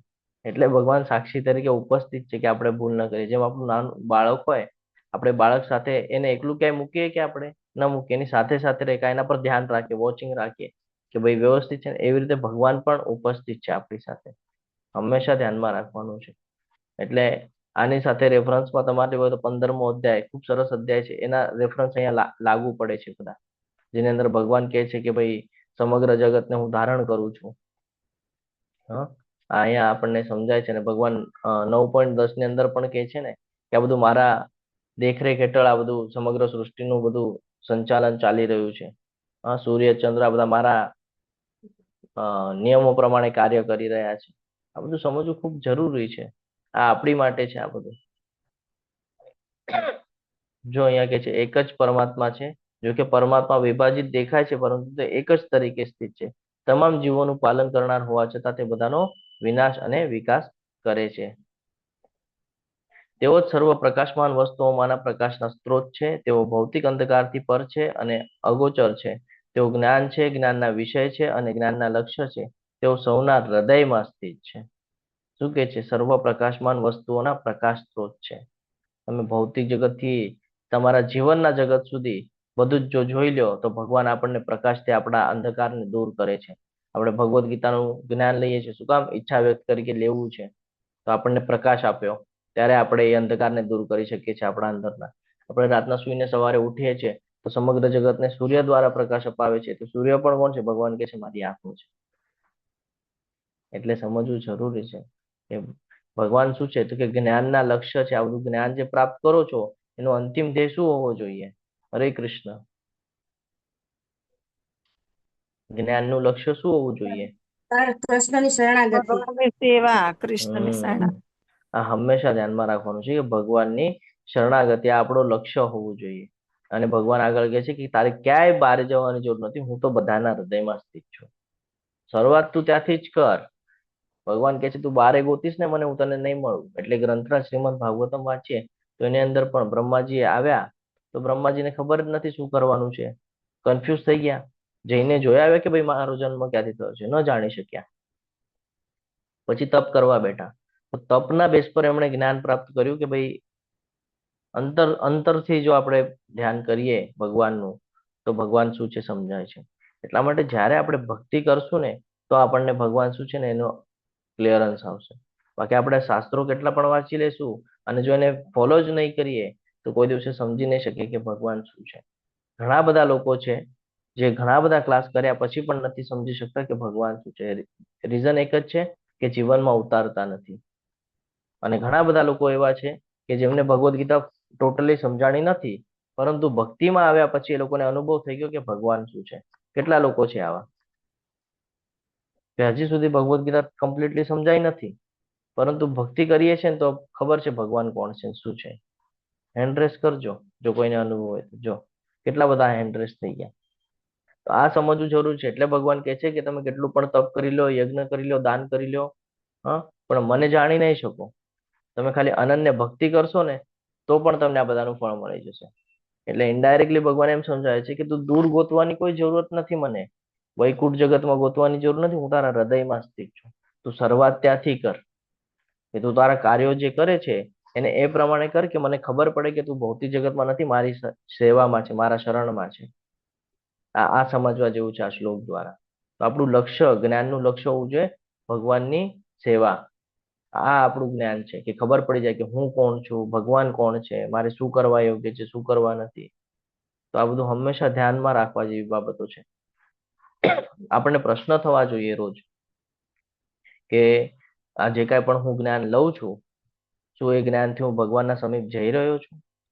શું મારી ભક્તિમય સેવાઓ દ્રઢ નિશ્ચયપૂર્વક આગળ વધી રહી છે? શું હું ભગવાનને મારા હૃદયના અંદર અનુભવું છું? આવું બધું થવું જોઈએ. શું આ ભગવદ્ ગીતાના ક્લાસ કરીને હું મારા જીવનનું જે લક્ષ્ય છે એ ભૌતિક જગત પ્રત્યે વધારે રાખું છું કે ભગવાન પ્રત્યે વધારે રાખું છું? આ પ્રશ્ન પૂછવા જોઈએ પોતાને, આ પ્રશ્નો બનાવવા જોઈએ અને આ પ્રશ્નો થવા જોઈએ. અને પછી જયારે એના આન્સર તમને મળશે તો તમને ક્લિયરન્સ થશે કે તમારે શેના પર ધ્યાન આપવા જેવું છે ને શેના પર નથી. આ બહુ મહત્વનું છે. અહીંયા સૂર્યની વાત કરે છે, સૂર્યની પ્રકાશની વાત કરે છે. 15.15 ની અંદર પણ ભગવાન કહે છે અને 15.12 ની અંદર પણ ભગવાન કહે છે. 15.12 ની અંદર શું કહે છે ભગવાન? કે આજે સૂર્યનું તેજ છે ક્યાંથી આવે છે? કે મારા દ્વારા પ્રાપ્ત થાય છે. હા, વેદોને જાણવાના શું કામ છે? તો કે વેદોને જાણવાનો હેતુ મને જાણવું છે, એટલા માટે વેદોનું અધ્યયન કરવાનું છે. આ ખૂબ જરૂરી છે આપણને સમજવું.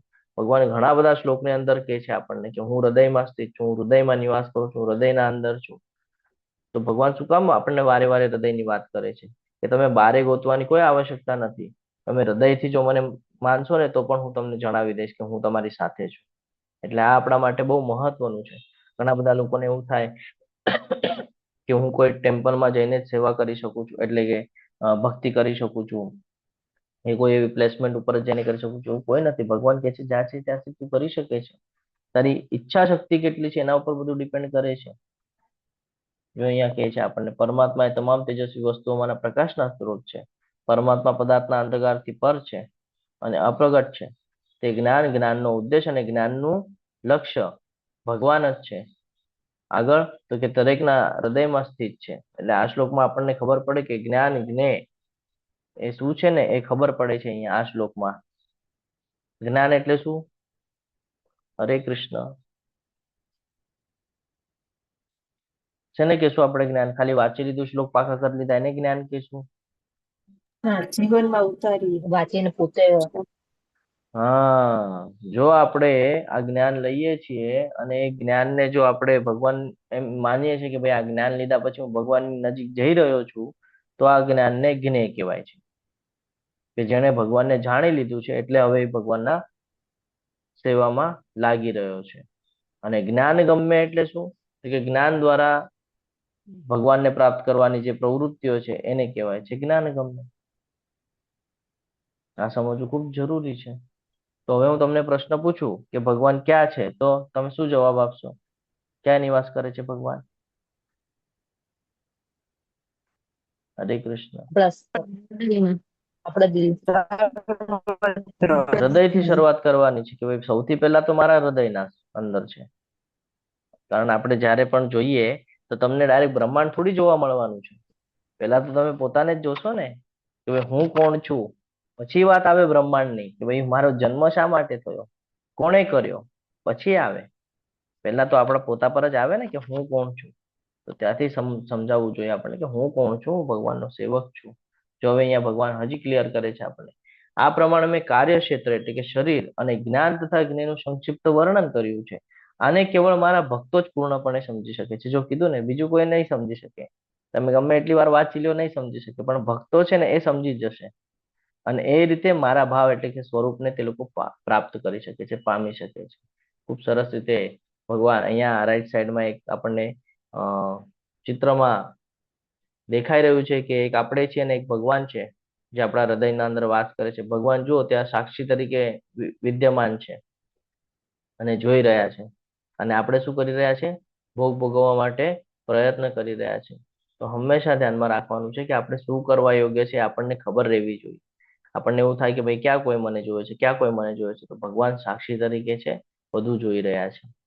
એટલે આપણે એમ કહીએ કે હું ક્યાં કોઈને છેતરું છું, તો આપણે સૌથી પહેલા તો પોતાને જ છેતરીએ છીએ. શું કામ? તો કે ભાઈ આપણે આ જ જાણતા નથી કે આપણા અંદર જ ભગવાન છે. એટલે હંમેશા ધ્યાનમાં રાખવાનું છે. જો અહીંયા કહે છે ભક્તો દ્વારા સંપૂર્ણપણે સમજવામાં આવે છે મત ભક્ત. ક્ષેત્ર એટલે શું, ક્ષેત્રજ્ઞ એટલે શું, જ્ઞાન એટલે શું, જ્ઞેયમ એટલે શું? હવે ક્લિયર છે? ક્ષેત્ર એટલે પ્રવૃત્તિઓનો ક્ષેત્ર, શરીર. ક્ષેત્રજ્ઞ એટલે એના જાણનાર, આત્મા અને પરમાત્મા. જ્ઞાન એટલે કે જ્ઞાન, કયું જ્ઞાન? તો કે જે ભગવાનના નજીક લઈ જાય એને જ્ઞાન કહેવાય છે. જ્ઞેય એટલે એનો ઉદ્દેશ કે ભાઈ મારે ભગવાનના નજીક જવું છે, એ એનો ઉદ્દેશ છે. જ્ઞાન જાણવું શું કામ હોય? કે ક્લિયરિફિકેશન કરવા માટે. તો જ્ઞાન એટલે કૃષ્ણ ચેતનામાં પોતાની જાતને સમજવી અને દરેક બાબતમાં કૃષ્ણને સાકાર કરવા. જ્ઞાન એ ભક્તિ સેવાને સંપૂર્ણપણે સમજવાનો પ્રારંભિક તબક્કો સિવાય બીજું કાંઈ નથી. વિજ્ઞાન જાણકાર જાણી શકે તેવી રીતે અને જાણવાની પ્રક્રિયાને જ્ઞાનનું વિજ્ઞાન અથવા તો વિજ્ઞાન કહેવામાં આવે છે. નિષ્કર્ષ ખૂબ સરસ રીતે અહીંયા આપણે સમજી શકીએ છીએ. આ શ્લોકનો નિષ્કર્ષ કે ભાઈ આત્મા અને પરમાત્માને જાણી શકાય એવું સમજાવે છે અને પરમાત્મા એ જાણવાનું સર્વોચ્ચ લક્ષ્ય છે. આગળ વધીએ. જો કાલે એટલે સુધી લેવાનું હતું, જે આપણે 1 કલાક લીધું ને હમણાં, એ કાલે લેવાનું હતું. એ આપણું અધૂરું રહી ગયું હતું. હવે અહીંયા પ્રકૃતિ અને પુરુષની વાત ભગવાન કરે છે કે ભૌતિક પ્રકૃતિ તથા જીવોને અનાદિ સમજવા અને તેમના વિકાર તથા ગુણોને પ્રકૃતિજન્ય સમજવા. ભગવાન અહીંયા શું સમજાવે છે હવે આપણને? પ્રકૃતિ અને જીવો અનાદિ છે, આનો અર્થ શું? હરે કૃષ્ણ. પ્રકૃતિ એટલે ભગવાનની ભૌતિક શક્તિ, જેની અંદર પંચ મહાભૂત, મન, બુદ્ધિ, અહંકાર ને બધું આવે છે, જેનાથી ભૌતિક શરીરનું નિર્માણ થાય છે. હરે કૃષ્ણ. આપણે એટલે જે પહેલેથી જ અ, હોય છે એમ. જ્યારે સૃષ્ટિ સર્જન પહેલા પણ હોય છે અને પછી પણ છે, એ અનાદિ. તો ભગવાને આપણને બીજા અધ્યાયની અંદર જ એક જ્ઞાન પ્રાપ્ત કરાવેલું હતું. શું હતું? નૈનમ છિંદંતિ શસ્ત્રાણી, નૈનમ દહતિ પાવક. આત્મા કોઈ દિવસે મરતો નથી, અનાદિ છે. હા, તો આ હંમેશા ધ્યાનમાં. અને આ પ્રકૃતિ પણ, તો કે આ પણ વારે વારે થયા કરે છે. આ પણ ચિંતા કરવાની કોઈ જરૂરત નથી તારે આમાં, વિચલિત થવાની જરૂરત નથી તારે આમાં. જીવાત્મા છે એ કેવું છે? હા, ચેતન તત્વ છે ને. હા, શું કરે છે જીવાત્મા? તો કે શરીરના ઉપયોગથી કર્મ ફળો ભોગવે છે. તો એટલે અહીંયા સમજાવે છે આપણને કે ભગવાન જે છે એને વ્યવસ્થા એવી રીતે કરીને આપેલી છે કે આપણે અહીંયા રહીને આપણા ભૌતિક જગતના કાર્યો પણ કરી શકીએ છીએ અને ભગવાનની સાથે જોડાઈ પણ શકીએ છીએ. આ ભગવાનને આપણા પર વિશેષ કૃપા છે. અને ભગવાન અહીંયા એ જ સમજાવે છે કે પ્રકૃતિ અને જીવાત્મા આ બંને અનાદિ છે. એટલે કે આનો ભૌતિક કહે ને કે ભૌતિક આરંભ નથી, ભૌતિક શરૂઆત છે નહીં. આ બધી ભગવાનની શક્તિ દ્વારા થાય છે. અને ભગવાનનો અંશ છે જીવ. જીવ એટલે શું છે? ભગવાન કહે છે કે ભાઈ આ બધા મારા અંશો છે. એટલે આ બધું ભગવાનના નિયંત્રણ હેઠળ ચાલી રહ્યું છે. આપણે ખાલી નિમિત્ત માત્ર છે. ફરીથી ઓલો શ્લોક યાદ આવે આપણને 15.7 મમ્મેવાન છે જીવો લોકે જીવો ભૂત સનાતન. હા, અને વિકારની વાત કરે છે, તેમના વિકાર તથા ગુણોને પ્રકૃતિજન્ય સમજ. વિકાર એટલે શું? હરે કૃષ્ણ. વિકાર છે ને કે શું? એમાં જે ફેરફાર થાય ને આપણા શરીરના અંદર, કયા ફેરફાર થાય? જન્મ, પછી ધીરે ધીરે મોટા થઈએ, વૃદ્ધિ થાય, પછી ધીરે ધીરે વૃદ્ધાવસ્થા આવે, પછી રોગ, પછી ક્ષય એટલે કે મૃત્યુ. તો આને વિકાર કહેવાય છે. જે અલગ અલગ તબક્કામાંથી આપણે જાય છે. બધા પ્રકૃતિના વિકાર છે. આત્માને કોઈ લેવા દેવા નથી એનાથી. આ શરીરને તકલીફ થાય છે, આત્માને થતી નથી. તો આ બધું જે કાંઈ પણ થાય છે ને, એ ગુણોને પ્રકૃતિજન્ય સમજવાના છે. આપણે અંદરના જે ગુણો છે, આપણે આગળ 3 ગુણો છે, ખબર છે ને? સત્વગુણ, રજોગુણ અને તમોગુણ. સત્વગુણની અંદર જ્ઞાન હોય, શુદ્ધતા હોય, શાંતતા હોય, આવું બધું બાબતો હોય. રજોગુણની અંદર તો લોભ હોય, ઈચ્છા હોય, મોહ હોય, આસક્તિ હોય. હા, અને તમોગુણના અંદર આપણને બધાને ખબર છે કે કન્ટિન્યુઅસ આળસ, ઉન્માદ, ન કરવા જેવી બાબતો. તો આ 3 ગુણો જે છે બધા પ્રકૃતિજન્ય, પ્રકૃતિ દ્વારા ઉત્પન્ન થાય છે. તો ભગવાન આપણને અહીંયા સમજાવે છે કે તમારે આ 3 બાબતોને અલગ કરીને જોવાની છે. કે જે વિકાર છે એ વિકાર ટેમ્પરરી છે. પ્રકૃતિ, માયાદેવી ત્યાં સુધી તમને હાવી કરી શકશે જ્યાં સુધી તમે શરીરની સાથે પોતાને જોડાવી રાખશો. પણ જ્યારે તમે એમ માનવા માંડશો કે ભાઈ જીવ છે એ અનાદિ છે, ભગવાનનો અંશ છે, પહેલેથી છે, તો તમે એમાં અટકાશો નહીં. સમજાય છે? જ્યારે મને એમ ખબર પડી જાય કે આ શરીર નષ્ટ થવાનું છે અને આ શરીર જે કાંઈ પણ ભોગવે છે એ શરીર પૂરતું મર્યાદિત છે, પણ એનો ફટકો આત્માને બેસશે. અને જો હું આત્મા તરીકે વિચાર કરું તો મને શરીરનું એટલું ઇમ્પોર્ટન્સ નહીં રહે. ભૌતિક જગત સાથેના બાબતોમાં હું શું વિચાર કરીશ? શું ફરક પડે છે? હા, થોડીક વાર માટે આંખોને સારું લાગશે, કાનને સારું લાગશે, કાંઈ ભોજન કરશે, જીભને સારું લાગશે, પછી પાછું જૈસે છે સ્થિતિ. કારણ કે બધું બદલાયા કરે છે.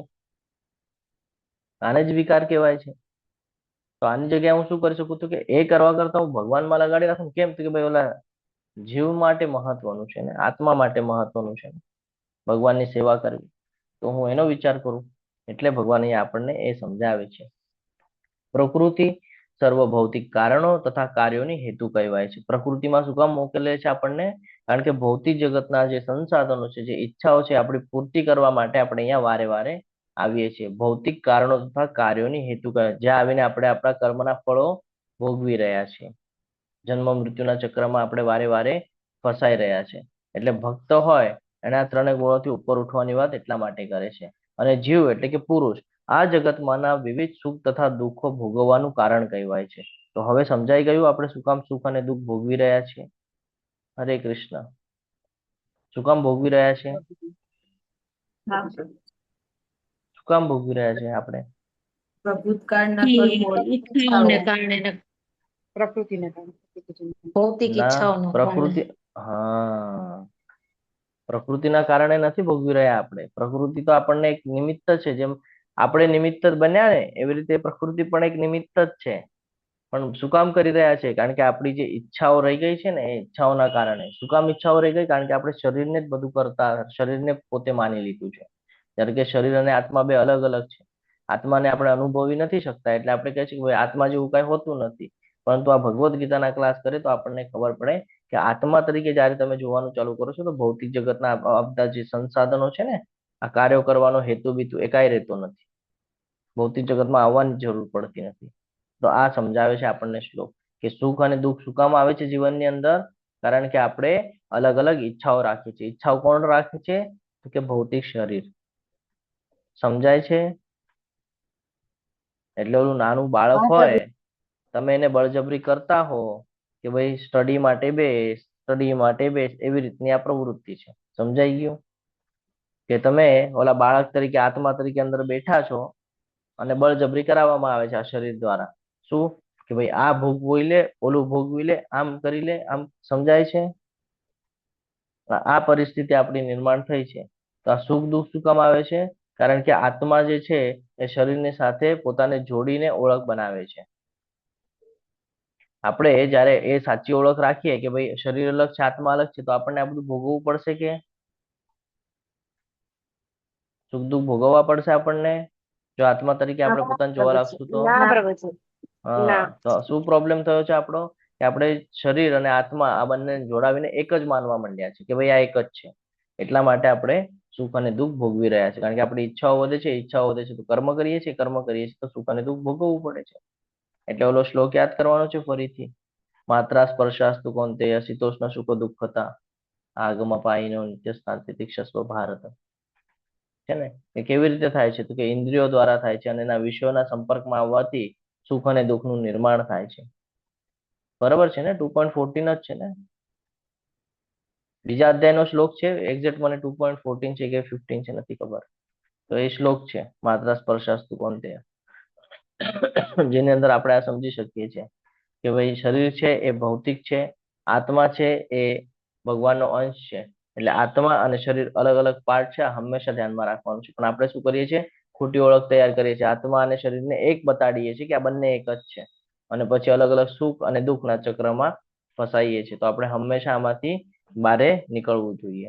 આ પ્રમાણે જીવ પ્રકૃતિના 3 ગુણોને ભોગવતો પ્રકૃતિમય જીવન જીવે છે. આ તેના ભૌતિક પ્રકૃતિ સાથેના સંગને કારણે થાય છે. એ રીતે વિભિન્ન યોનિઓમાં ઇષ્ટ અને અનિષ્ટ પ્રાપ્ત કર્યા કરે છે. થઈ ગયું ક્લિયર? શું કામ વારે વારે જન્મ લેવા પડે છે? ક્લિયર થઈ ગયું? અહીંયા કે છે કે હા પ્રભુ. જીવ પ્રકૃતિના હા 3 પ્રભુજી. ગુણોને ભોગવતો, ઈચ્છાઓ 3 પ્રકારે થાય આપણી, ક્યારેક સત્વ, ક્યારેક રજસ, ક્યારેક તમસ. તો કે 3 ગુણોને ભોગવતો પ્રકૃતિમય જીવન જીવે છે. પ્રકૃતિમય એટલે શરીર તરીકે જીવન જીવે છે. અને આ તેના ભૌતિક પ્રકૃતિ સાથેના સંગને કારણે થાય છે. શું કામ થાય છે? કારણ કે તમે સૌથી પહેલી ભૂલ શું કરી? કે આત્મા અને શરીરને એક કરી દીધું. હવે આને એક સમજીને હવે જ્યારે તમે જીવન જીવો છો તો માયાદેવી તમારા ઉપર પ્રભાવ પાડે છે.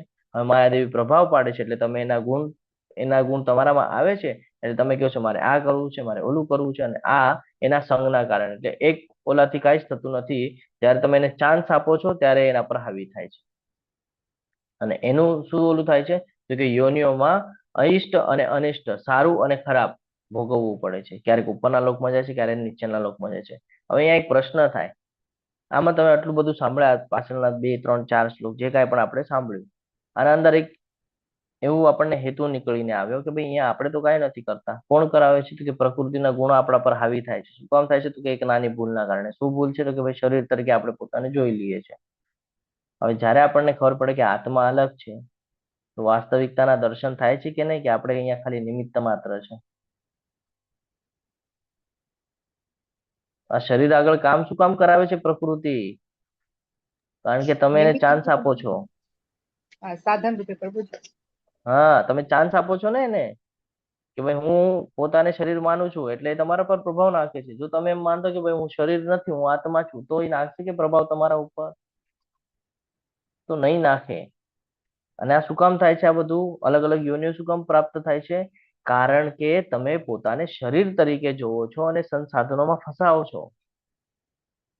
એટલે હંમેશા ધ્યાનમાં રાખવાનું છે કે શરીર તરીકે નથી જોવાનું, આત્મા તરીકે જોવાનું છે, અને ભગવાનના કહીએ ને કે ભાઈ અંશ તરીકે જોવાનું છે. તો આપણે આ જન્મ મૃત્યુના ચક્રમાંથી બચી જશું. જો ગીતાના છેલ્લા 6 અધ્યાયો માટે બીજ વાક્ય છે. એટલા માટે કે છે જીવાત્મા 3 ગુણો અનુસાર જીવનનો માર્ગ અનુસરે છે. હા, માણવાની ઈચ્છા પુરુષ અને પ્રકૃતિ વચ્ચેના બંધનને લીધે થાય છે, અને વિવિધ પ્રજાતિઓ ભૌતિક પ્રકૃતિ સાથે જોડાણથી વિવિધ સારા અને દુષ્ટ તરફ દોરી જાય છે. તમે ત્યારે જ ફસાશો જન્મ મૃત્યુના ચક્રમાં જ્યારે તમે પોતાને શરીર તરીકેની ઉલ્લેખ કરશો, તો શરીર તરીકે તમે જ્યારે આગળ આવશો. જ્યાં સુધી તમે આત્મા તરીકે પોતાનો વિચાર કરશો કે હું એક આત્મા છું ને હું ભગવાનનો અંશ છું, ભગવાનની સેવામાં મારે કરવું જોઈએ, ત્યાં સુધી તમે ભૌતિક જગતના સંસાધનોમાં ફસાશો નહીં. પણ જ્યારે તમે એવો વિચાર કરી લીધો કે ભાઈ હું શરીર છું, આવી ગયા સીધા ભૌતિક જગતમાં, એટલે સમજી લેવાનું છે. આગળ કે છે ઉપદ્રષ્ટા અનુમંતા. ભગવાન કે છે અનુમંતા, સાક્ષી તરીકે પણ છું અને તમને અનુમતિ આપનાર પણ હું છું. એ અહીંયા સમજાવે છે આપણને કે છતાં આ દેહમાં એક અન્ય દિવ્ય ભોગતા છે કે જે ઈશ્વર છે, સર્વોપરી સ્વામી છે, અને સાક્ષી તથા અનુમતિ આપનાર તરીકે હાજર રહે છે, અને તેમને પરમાત્મા કહેવામાં આવે છે. એવું નથી કે આપણને ભગવાન ચાન્સ નથી આપતા. જો એમાં પણ આપણને ભગવાન ચાન્સ આપે છે કે ભલે તું શરીર પ્રાપ્ત કરી લીધું હોય, એ પછી પણ હું તને વારે વારે સમય હું તને ટોકતો રહીશ કે ભાઈ તારી માટે યોગ્ય શું છે ને શું અયોગ્ય છે. બસ એ આપણે સમજી નથી શકતા. બાકી ભગવાન તો આપણને કહેવા માટે તત્પર જ છે. હા, ઉપદ્રષ્ટા અનુમંતા કરીને કહી રહ્યા છે આપણને. ક્યારેક ક્યારેક થાય ને આપણને, આપણે કોઈ બાબત કરવા જતા હોય તો અંદરથી આપણું મન ના પાડતું હોય. થાય છે એવું તો ભાઈ મન ના પાડે છે આ કરવાનું, કઈ ખોટું. અથવા તો જો તમે ભગવદ્ ગીતાને ખૂબ સિરિયસલી લીધું હોય ને, તો તમે કોઈ વૃત્તિ કે કોઈ કૃત્ય એવું કરવા જાઓ ને, તમને તરત યાદ આવે કે ભાઈ હું કઈક ખોટું કરી રહ્યો છું. અંદરથી એવું થાય આપણને. તો ઉપદ્રષ્ટા એટલે સાક્ષી તરીકે ભગવાન આપણને અનુમતિ આપે છે. અનુમંતા એટલે અનુમતિ આપે છે. તો હંમેશા ધ્યાનમાં રાખવાનું છે કે ભગવાન દરેક જગ્યાએ આપણી સાથે છે. બસ આપણે માનવાની જરૂર છે કે ભાઈ ભગવાન છે. દરેકના હૃદયમાં રહીને વિચાર, ઈચ્છા, કર્મ આની પ્રત્યે આપણને કહીએ ને કે ભાઈ સાક્ષી તો છે જ, પણ આપણને જ્ઞાન પણ અપાવે છે વારે વારે, સમય યોગ્ય માધ્યમથી.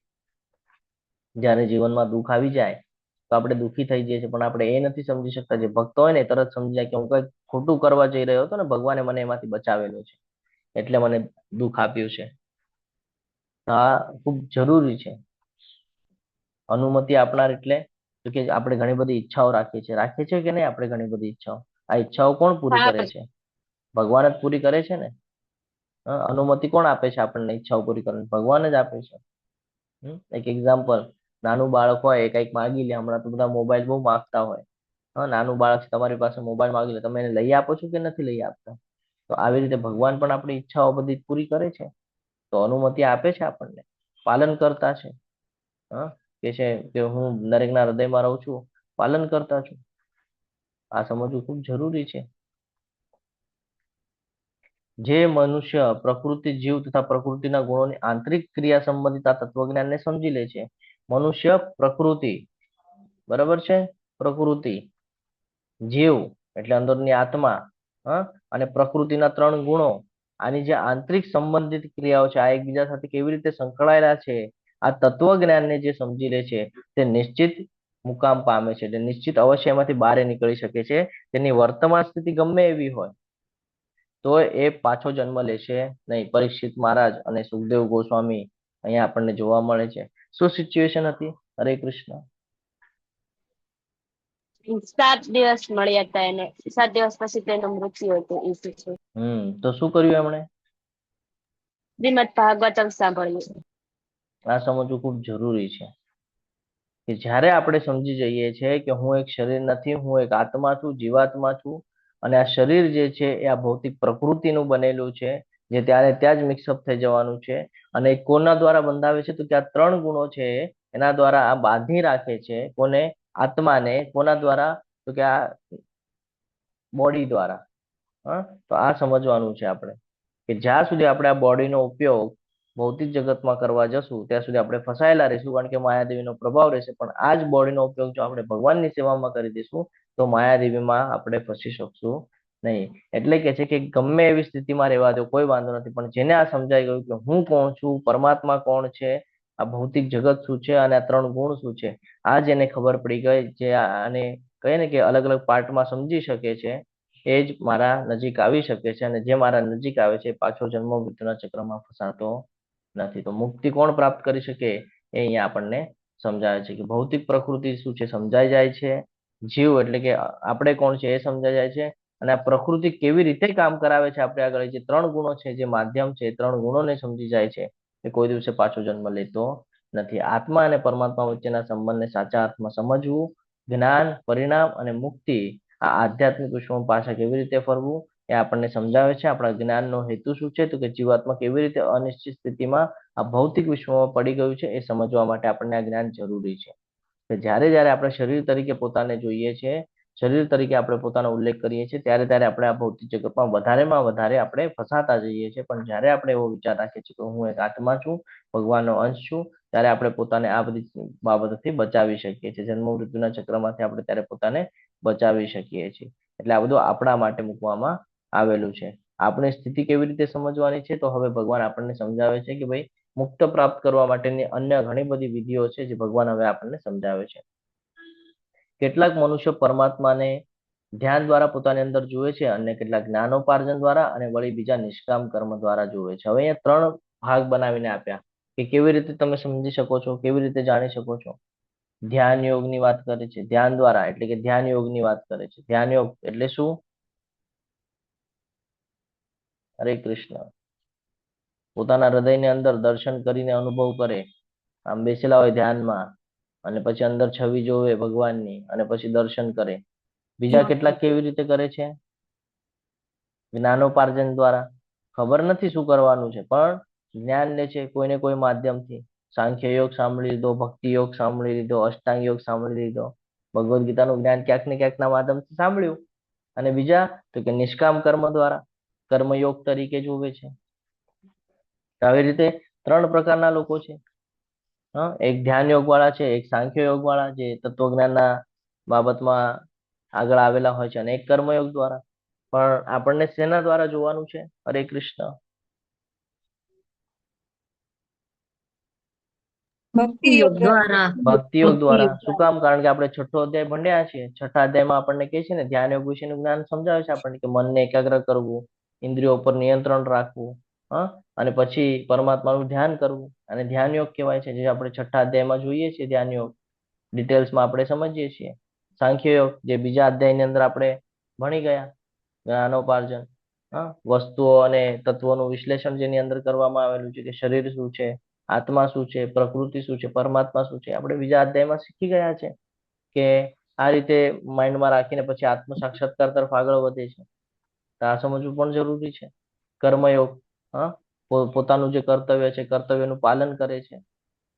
ફળોમાં આસક્તિ રાખવાની નથી. જે ભગવાન કહે છે કે કર્મ કર, પણ ફળમાં ઈચ્છા રાખતો નહીં, તો એ પ્રમાણે બધા કર્મ ભગવાનને અર્પણ કરીને કરવાનું, તો એને નિષ્કામ કર્મ કહે છે. તો આ 3 માર્ગો છે ભગવાનની નજીક જવાના. શું કામ 3 માર્ગો જરૂરી છે? તો કે ધ્યાન યોગ કરે તો એ કે મનને શુદ્ધ કરે, સાંખ્ય યોગ તો કે બુદ્ધિને શુદ્ધ કરે, અને કર્મયોગ તો કે કર્મને શુદ્ધ કરે. પરંતુ ભક્તિ યોગ શું કામ શ્રેષ્ઠ છે? તો કે ભક્તિ યોગ કરો ને તો એનાથી મન પણ શુદ્ધ થાય, બુદ્ધિ પણ શુદ્ધ થાય, અને કર્મ પણ શુદ્ધ થાય. એટલે આ બહુ જરૂરી છે કે ભક્તિ યોગમાં આ 3 નું શુદ્ધિકરણ થઈ જાય છે. એટલે ભગવાન કહે છે કે અનન્ય ભક્તિ કરો, અનન્ય ભક્તિ કરો, એટલા માટે કહે છે. હરે કૃષ્ણ. જો અહીંયા એ સમજાવે છે કે અલગ અલગ માધ્યમથી આપણે આગળ વધતા હોય છે. ધ્યાન યોગ કેટલાક ધ્યાન દ્વારા પરમાત્માને જુએ છે, સાંખ્ય યોગ કેટલાક જ્ઞાન યોગીઓ એટલે ખેતી દ્વારા, ઓકે, અને કર્મ એટલે કે ફળની ઈચ્છા વગર કામ કરે છે, તો એ લોકો આગળ વધે. વળી એવા લોકો પણ છે જેઓ આધ્યાત્મિક જ્ઞાનના જાણકાર હોતા નથી, પણ અન્ય લોકો પાસેથી પરમ પુરુષ વિશે શ્રવણ કરી તેમની ઉપાસના કરવા લાગે છે. આ લોકો પણ અધિકારી પુરુષો પાસેથી શ્રવણ કરવાની વૃત્તિ ધરાવતા હોવાને કારણે જન્મ મૃત્યુના ચક્રમાંથી બચી શકે છે. ક્યારે બચી શકે છે? જ્યારે આધ્યાત્મિક જ્ઞાનના જાણકાર ભલે ન હોય, ઘણા બધા લોકો હોય કે ખબર નથી ભાઈ શું કરવાનું છે, શું નથી કરવાનું, પણ ક્યાંથી લે છે જ્ઞાન? તો કે પરમ પુરુષ વિશેનું જ્ઞાન એવા લોકો પાસેથી લે છે કે જે લોકો અધિકારી પુરુષ છે. અધિકારી એટલે ગુરુ શિષ્ય પરંપરામાં આવે છે, જેને પોતે જ્ઞાન લીધું છે, જે જ્ઞાનને ફોલો કરે છે, એવા લોકો પાસેથી જો જ્ઞાન લે છે અને જો એ શ્રવણ કરે છે, એવી વૃત્તિ રાખે છે, તો ધીરે ધીરે ધીરે ધીરે એ જ્ઞાનમાં વિકસિત થશે અને જન્મ મૃત્યુના માર્ગને પાર કરી જશે. શ્રવણની પ્રક્રિયા અહીંયા સમજાવે છે. શ્રવણમ, ભક્તિની શરૂઆત ક્યાંથી થાય? શ્રવણ કરવાથી. શ્રવણ હા, કરવાથી. તો અહીંયા આ શ્લોકમાં આપણને એ જ્ઞાન પ્રાપ્ત થાય છે કે કોઈએ બહુ મોટું યોગી બનવાની જરૂર નથી, કોઈએ બહુ મોટું તત્વજ્ઞાની બનવાની જરૂરત નથી, કોઈ બહુ મોટું તપ કરવાની પણ જરૂરત નથી. એવું નથી કે ભાઈ બહુ તપ કરશું તો જ ભગવાન મળશે, બહુ જ્ઞાન લેશું તો જ ભગવાન મળશે. હા, એવું નથી. ભગવાન કહે છે કે જે ઓથેન્ટિકેટ જે ગુરુઓ છે એ ગુરુઓના સાનિધ્યમાં રહો, એમની પાસેથી જ્ઞાન અર્જિત કરો અને એને જીવનમાં ઉતારીને ફોલો કરો. શ્રદ્ધાપૂર્વક સાંભળો. એક શ્લોક આવે છે, તત્સિદ્ધિ પ્રણિપાતેન પરિપ્રશ્નેન સેવયા ઉપદેક્ષંતિ તે જ્ઞાનમ જ્ઞાનાન તત્વદર્શિનો. તો એની અંદર એ જ સમજાવે છે કે ગુરુ શિષ્ય પરંપરામાં આવતા જે અધિકારી પુરુષો છે, જે વૈષ્ણવો છે, જે ગુરુઓ છે, એમની પાસેથી શ્રવણ કરવાની વૃત્તિ ધરાવવાના લીધે આપણે આ જન્મ મૃત્યુના ચક્રમાંથી બારે નીકળી શકીએ છીએ. સમજાય છે? હરે કૃષ્ણ. હા પ્રભુ. બાપુજી. યસ. આગળ વધીએ. હવે જ્ઞાન ચક્ષુષ. જે પરમાત્મા જીવાત્માઓ અને ભૌતિક પ્રકૃતિને તેમના યોગ્ય પરિપ્રેક્ષ્યમાં જોઈ શકે છે, તે જ્ઞાનની આંખોથી જુએ છે. હવે ઘણા બધા લોકોને એવું થાય કે ભાઈ કેવી રીતે જોવાય? તો કે જ્યાં સુધી તમે ભક્તિમાં નહીં હો, જ્યાં સુધી તમને હવે આ ક્લિયર નહીં થયું હોય કે આત્મા એટલે શું, પરમાત્મા એટલે શું, ભૌતિક જગત એટલે શું અને આ ભૌતિક જગતની માયાદેવી એટલે શું, કેટલા લોકોને આ ચાર વસ્તુની બાબતમાં ખબર પડી ગઈ છે? તો પછી આપણે આગળ વધીએ અને આ શ્લોકો લઈએ. હરે કૃષ્ણ. હેન્ડ રેઝ કરો. કેટલા લોકોને ખબર છે હવે કે આત્મા એટલે શું, પરમાત્મા એટલે શું, ભૌતિક જગત એટલે શું અને માયાદેવી એટલે શું? બસ એક જ? બાકી નામને નથી ખબર? હજી લેવું છે ફરીથી?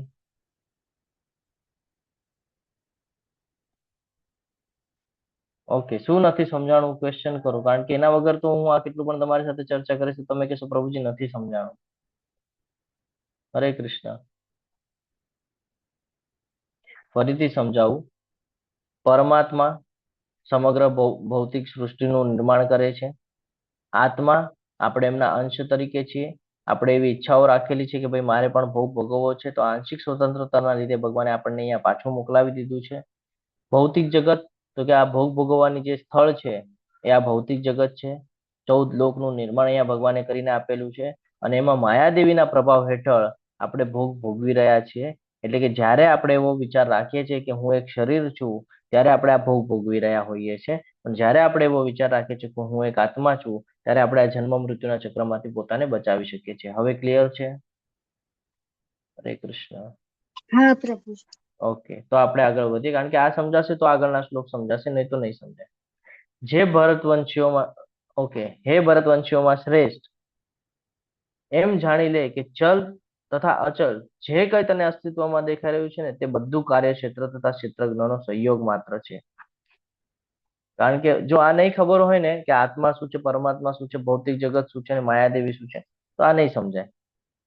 ભગવાન અહીંયા કહે છે કે જે કાંઈ પણ છે, ચલ અને અચલ, હલનચલન કરી શકે છે એ, હલનચલન નથી કરી શકતું એ, ભૌતિક પ્રકૃતિમાં તને જે કાંઈ પણ દેખાઈ રહ્યું છે એ બધું આ કાર્યક્ષેત્ર છે. એટલે કે તમે જ્યાં કામ કરી રહ્યા છો, જ્યાં તમે ભોગ ભોગવી રહ્યા છો.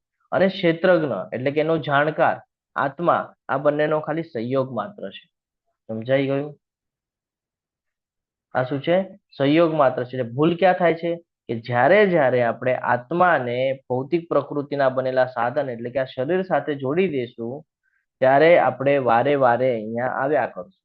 પણ જ્યારે આપણે એને અલગ રાખશું કે શરીરના અંદર રહીને પણ એ અલગ છે, તો આપણે ભગવાનના નજીક જઈ શકશું. આ અહીંયા આપણને સમજાવે છે. જે મનુષ્ય પરમાત્માને સર્વ શરીરોમાં આત્માની સાથે જ રહેલા જાણે છે અને જે એમ સમજે છે કે આ નશ્વર શરીરમાં રહેલ ન તો આત્મા કે ન તો પરમાત્મા ક્યારેય નષ્ટ થાય છે, તે જ વાસ્તવમાં સત્યને જુએ છે. જ્યારે જ્યારે આપણું શરીર અહીંયા ભૌતિક જગતમાં પાછું વિલીન થઈ જાય છે, ત્યારે પણ આત્મા એમની એમ રહે છે. તો આ અહીંયા સમજાવે છે કે કે જ્યારે આપણે આપણા માઇન્ડમાં એવી રીતે વિચાર રાખશું કે આત્મા કોઈ દિવસે મરવાની નથી, શરીરનું નુકસાન એટલે કે શરીરનું વિલીકરણ થઈ જવાનું છે, ત્યારે આપણે સત્યતા શું છે એ જાણી શકશું. જ્યાં સુધી આપણે માઇન્ડમાં એવી રીતે રાખશું કે હું આ શરીર છું, ત્યાં સુધી આપણે અહીંયા ફસાયા કરશું ને અજ્ઞાનતામાં રહ્યા કરશું. જો રાઈટ સાઈડના એમાં બતાડે છે ભગવાન આપણને. વાસ્તવિક જ્ઞાનમાં કોણ છે તો આ સમજવું જરૂર છે. એક જે યોગ્ય પરિપ્રેક્ષ્યમાં ત્રણ વસ્તુને જોઈ શકે છે. કઈ ત્રણ વસ્તુ? તો કે શરીર, આત્મા અને પરમાત્મા. જે આ જાણી શકે છે કે શરીર છે એ ભૌતિક જગતનું સાધન છે, અને કહીએ ને આપણે કે આપણે ગાડી ચલાવતા હોય તો ગાડી જે છે એ ભૌતિક જગત છે, અને આપણે તો કે ભાઈ ભૌતિક જગતના નથી, આપણે આધ્યાત્મિક છીએ, આપણો સ્વભાવ આધ્યાત્મિક છે, આપણે ભગવાનના શરણમાં રહેવાનું છે, કારણ કે આપણે ભગવાનના અંશ છે. તો જેને આ ખબર પડી જાય છે શરીર એટલે ભૌતિક જગતનું છે, ભૌતિક જગતમાં વિલીન થઈ જવાનું છે, ભેગું આવવાનું નથી. ભેગા કોણ આવશે? તો કે પરમાત્મા, આત્મા અને પરમાત્મા. આ બંનેનું જોડાણ મહત્વનું છે. જોડાણ ઇન સેન્સ કે એકબીજા સાથેનો સહયોગ મહત્વનો છે. પણ આપણે શું કર્યું? ભગવાનને અલગ કર્યા અને શરીરની સાથેનું જોડાણ વધારી દીધું કે ભાઈ મારે ભૌતિક જગતની સાથે લેવા દેવા રાખવા છે, તમારી સાથે નથી રાખવા. આ આપણી ઈચ્છા, એટલે આપણે અહીંયા ફસાઈ ગયા. આધ્યાત્મિક વિષયોના વાસ્તવિક જાણકારને સારી સંગત દ્વારા જો હવે અહીંયા સમજાવે છે, વાસ્તવિક દ્રષ્ટાની દ્રષ્ટિએ જે મનુષ્ય પરમાત્માને સર્વત્ર તથા જીવમાત્રના સમાન રૂપે હાજર રહેલા જુએ છે, તે પોતાના મનથી પોતાને અધપતિત કરતો નથી. એ રીતે તે દિવ્ય ગતિને પ્રાપ્ત કરે છે. શું કહે છે? કે જે મનુષ્ય એટલે કે જે જીવ પરમાત્માને સર્વત્ર, જે બધાના હૃદયમાં પણ છે, અને બધી જ જગ્યાએ છે, એટલે ભૌતિક પ્રકૃતિની અંદર તમે સૂર્ય જુઓ, પાણી જુઓ, બધું 10મો અધ્યાય યાદ કરી લેજો. તમે ક્યાંય પણ જુઓ તો બધી જ જગ્યાએ છે. તો કે છે બધાની અંદર છે અને બધી જ જગ્યાએ વિરાજમાન છે. તમારે એને સમાન રૂપે હાજર રહેલા જોવાનું છે. જ્યારે તમે બધી જ જગ્યાએ ભગવાન છે આ માઇન્ડમાં રાખો છો, તો કોઈ દિવસે તમે એવું કામ કરતા નથી કે જેનાથી તમારું પતન થાય. તો અહીંયા એટલા માટે કહે છે કે જે એવી રીતે પોતાના મનથી જોવે છે એ પોતાને અધપતિત કરતો નથી અને એ દિવ્ય ગતિને પ્રાપ્ત કરે છે. જીવાત્માની વર્તમાન પરિસ્થિતિ શું છે? શું ભૂલ કરીએ છીએ આપણે? કે આપણે પોતાને એક શરીર તરીકે ઉલ્લેખ કરીએ છીએ અને ભગવાનને સમજી નથી શકતા. આધ્યાત્મિક વિશ્વ કરતા વ્યક્તિએ પોતાની જાતને અલગ રીતે સ્થાપિત કરીને રાખી છે ને, તો ભૌતિક જગત સાથે મારે પોતાને રાખવું છે. મનની ભૂમિકા શું છે? તો કે બહુ મહત્વની છે મનની ભૂમિકા. મન સામાન્ય રીતે ઇન્દ્રિય તૃપ્તિ માટે વ્યસની છે, જે ભૌતિક વિશ્વમાં જીવાત્માને જોડે છે. જ્યારે આપણે કહીએ ને આત્માને અલગ નહીં કરીએ, અલગ નહીં સમજીએ, બીજા અધ્યાયની જેમ સાંખ્ય યોગ અલગ નહીં સમજીએ, તો આપણે ભૌતિક જગતમાં ફસાવાના ચાન્સીસ વધી જાય છે. કારણ કે મન, આ જે ઇન્દ્રિયો છે એ શું છે? બધું એ અહીંયા જ ભૌતિક જગતમાં આપણને ઉપયોગ કરી શકીએ છીએ. કેમ? કારણ કે શરીર પ્રાપ્ત થઈ ગયું ને. એક એક્ઝામ્પલ આપું હું તમને હજી, કે તમારા ઘરે પંખો ત્યારે જ ચાલે જ્યારે તમે એને લાઈટ કરંટ આપો. કરંટ નહીં હોય તો એ પંખો ચાલશે કે નહીં ચાલે? તો આ એવી રીતે છે કે આ પંખો છે અને કરંટ એટલે આત્મા. જો આત્માને તમે શરીર સાથે જોડાવી દેશો તો એ ચાલશે, એટલે કે તો એ ભૌતિક જગતમાં ફસાશે. પણ જોડશો જ નહીં તો કે ફસાશે નહીં. આ સમજવું ખૂબ જરૂરી છે. એટલે મન જ્યારે પરમાત્મા તરફ વળે છે ત્યારે વ્યક્તિ અદ્યતન બને છે અને તે પછી વ્યક્તિ ગુણાતીત મુકામ સુધી પહોંચી શકે છે. એટલે આ સમજવું જરૂરી છે. આગળ હવે ભગવાન કહે છે કે જે મનુષ્ય એમ જોઈ શકે છે કે સર્વ પ્રવૃત્તિઓમાં દેહ દ્વારા કરવામાં આવે છે, જેટલી પણ પ્રવૃત્તિઓ છે એ આત્મા નથી કરતી, એ શરીર કરે છે. સમજાય છે? કોણ કરે છે? શરીર કરે છે.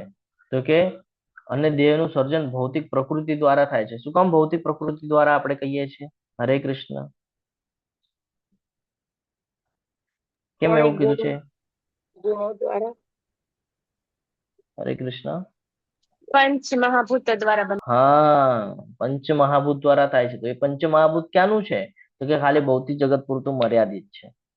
એટલે આ જે શરીર પણ છે આ ભૌતિક જગતનું છે, એટલે ભૌતિક જગત પૂરતું મર્યાદિત છે. તો કે જે લોકો સર્વ પ્રવૃત્તિઓને જોઈ શકે છે કે આ બધું દેહ દ્વારા કરવામાં આવે છે અને દેહનું સર્જન ભૌતિક પ્રકૃતિ દ્વારા થાય છે, એમ પણ જુએ છે કે આત્મા કશું કરતો નથી, એ જ ખરેખર સત્ય જુએ છે. સમજાય છે હવે? કે આપણે કાર્ય કરીએ છીએ તો ક્યારે કરીએ છીએ? જ્યારે આપણે શરીરને આત્માની સાથે મિક્સઅપ કરી દઈએ છીએ ત્યારે. પણ જ્યારે આપણે એને અલગ રાખીએ છીએ તો એ આત્મા કાંઈ કરતું નથી, આ શરીર બધું કરી રહ્યું છે, તો એ સત્યતા જોઈ શકે છે કે ભાઈ શું કરવા યોગ્ય છે ને શું કરવા યોગ્ય નથી. જ્યારે વિવેકી મનુષ્ય વિભિન્ન ભૌતિક શરીરોના લીધે વિભિન્ન સ્વરૂપોને જોવાનું બંધ કરી દે છે અને જીવો કેવી રીતે સર્વત્ર વિસ્તરેલ છે એ જુએ છે, ત્યારે એ બ્રહ્મ જ્ઞાન પામે છે. આનો અર્થ શું છે?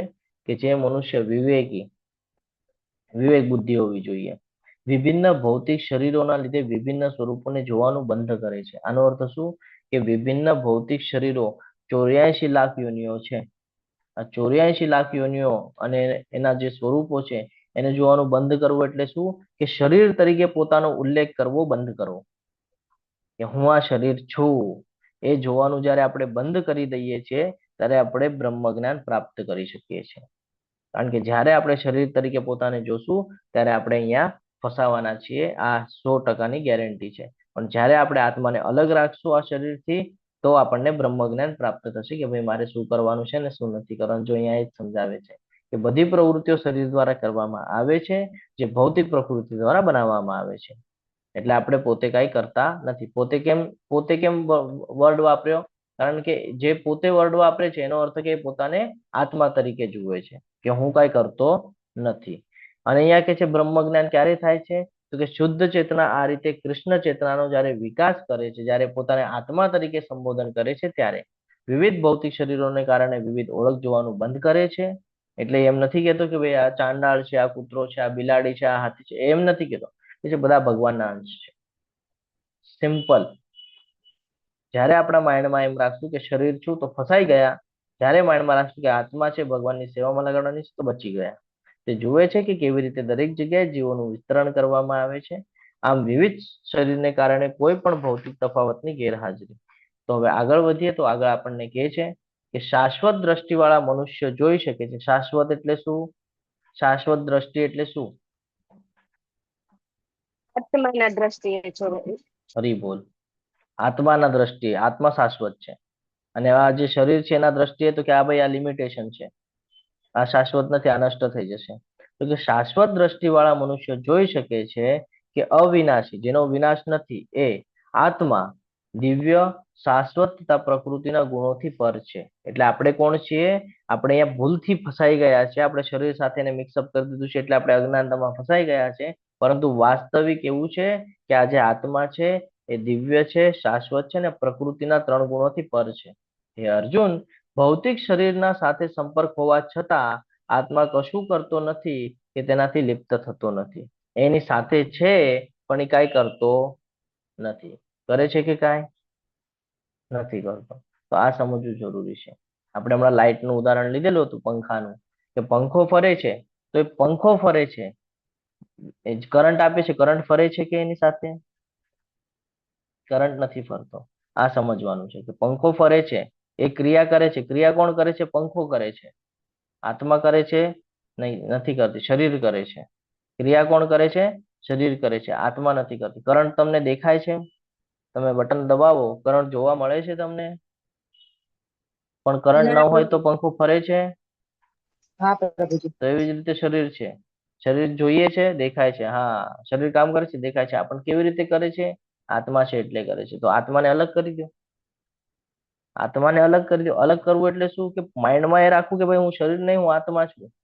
પછી જુઓ તમે કેવા બચી જશો એમાંથી. કોઈ પણ કાર્ય કરશો તો પહેલા ભગવાનનો વિચાર આવશે, કારણ કે આત્મા ભગવાનનો અંશ છે. એટલે કે છે કે ભાઈ કાંઈ કરતો નથી, એનાથી હંમેશા લિપ્ત થતો પણ નથી. સૂર્યનું ને આકાશનું ઉદાહરણ આપે છે અહીંયા ખૂબ સરસ, કે આકાશ જો કે સર્વવ્યાપી છે, આકાશ સર્વવ્યાપી છે, છતાં પોતાની સૂક્ષ્મ પ્રકૃતિને કારણે તે કોઈ પણ વસ્તુથી લિપ્ત થતું નથી. આપણે આમ આકાશને જોઈએ તો આમ છેટ લગી આપણને દેખાય, તો એક એન્ડ પોઈન્ટ આપણને દેખાય, આપણે જોતા હોઈએ. જો હવે અહીંયા આ એન્ડ પોઈન્ટ આપણને લાગે છે, તો શું અહીંયા આકાશ પૂરું થઈ ગયું? અહીંયા ના જળ દેખાય છે. પ્રભુજી. હા, તો આ સમજવાનું છે કે આત્મા પણ કોઈ દિવસે નષ્ટ થવાની નથી. એવી જ રીતે બ્રહ્મ દ્રષ્ટિમાં સ્થિત આત્મા શરીરમાં અવસ્થિત હોવા છતાં શરીરથી લિપ્ત થતો નથી.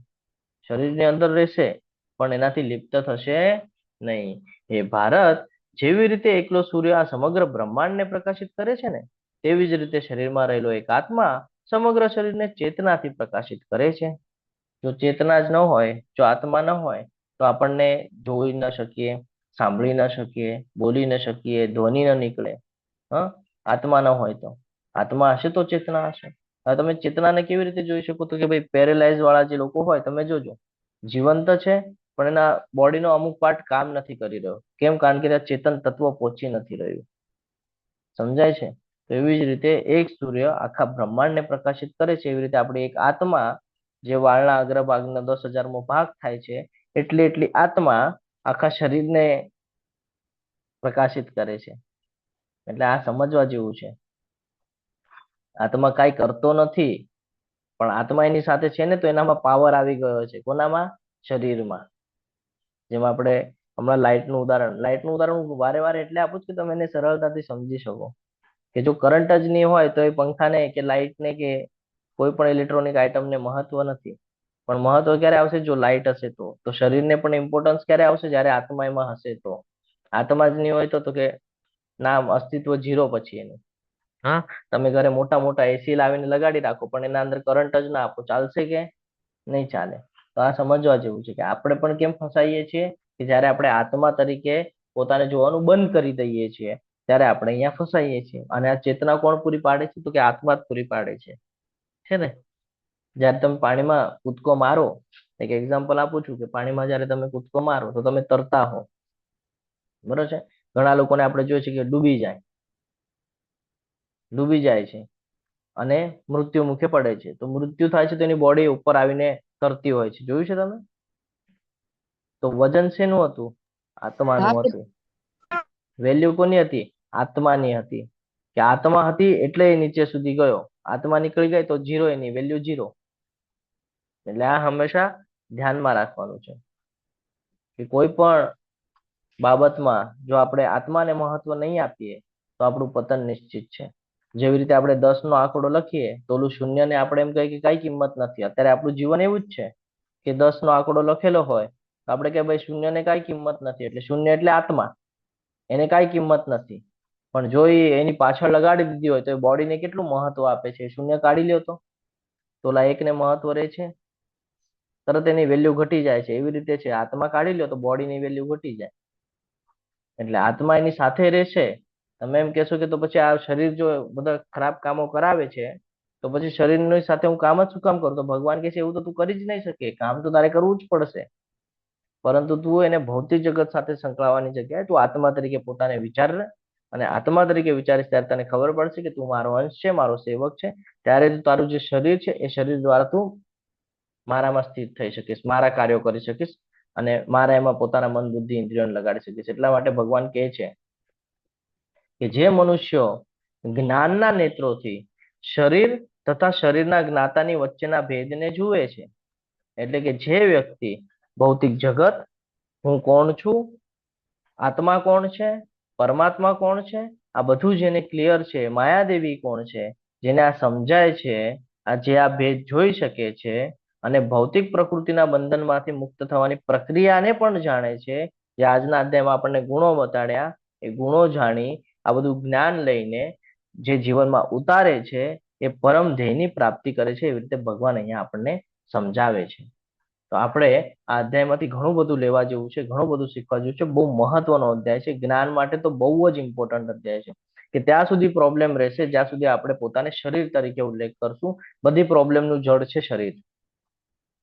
જ્યારે તમે શરીરને ભૌતિક જગતનું સંસાધન સમજીને કામ કરો છો ત્યારે તમે ચક્રમાં ફસાવો છો. પણ જ્યારે તમે એમાંથી આત્મા તરીકે પોતાનો ઉલ્લેખ કરવા લાગો છો તો એ આત્મા ભગવાનની છે એ તમને ખબર પડે છે, એટલે તમે કાર્ય પણ ભગવાન તરફ દોરવી દો છો.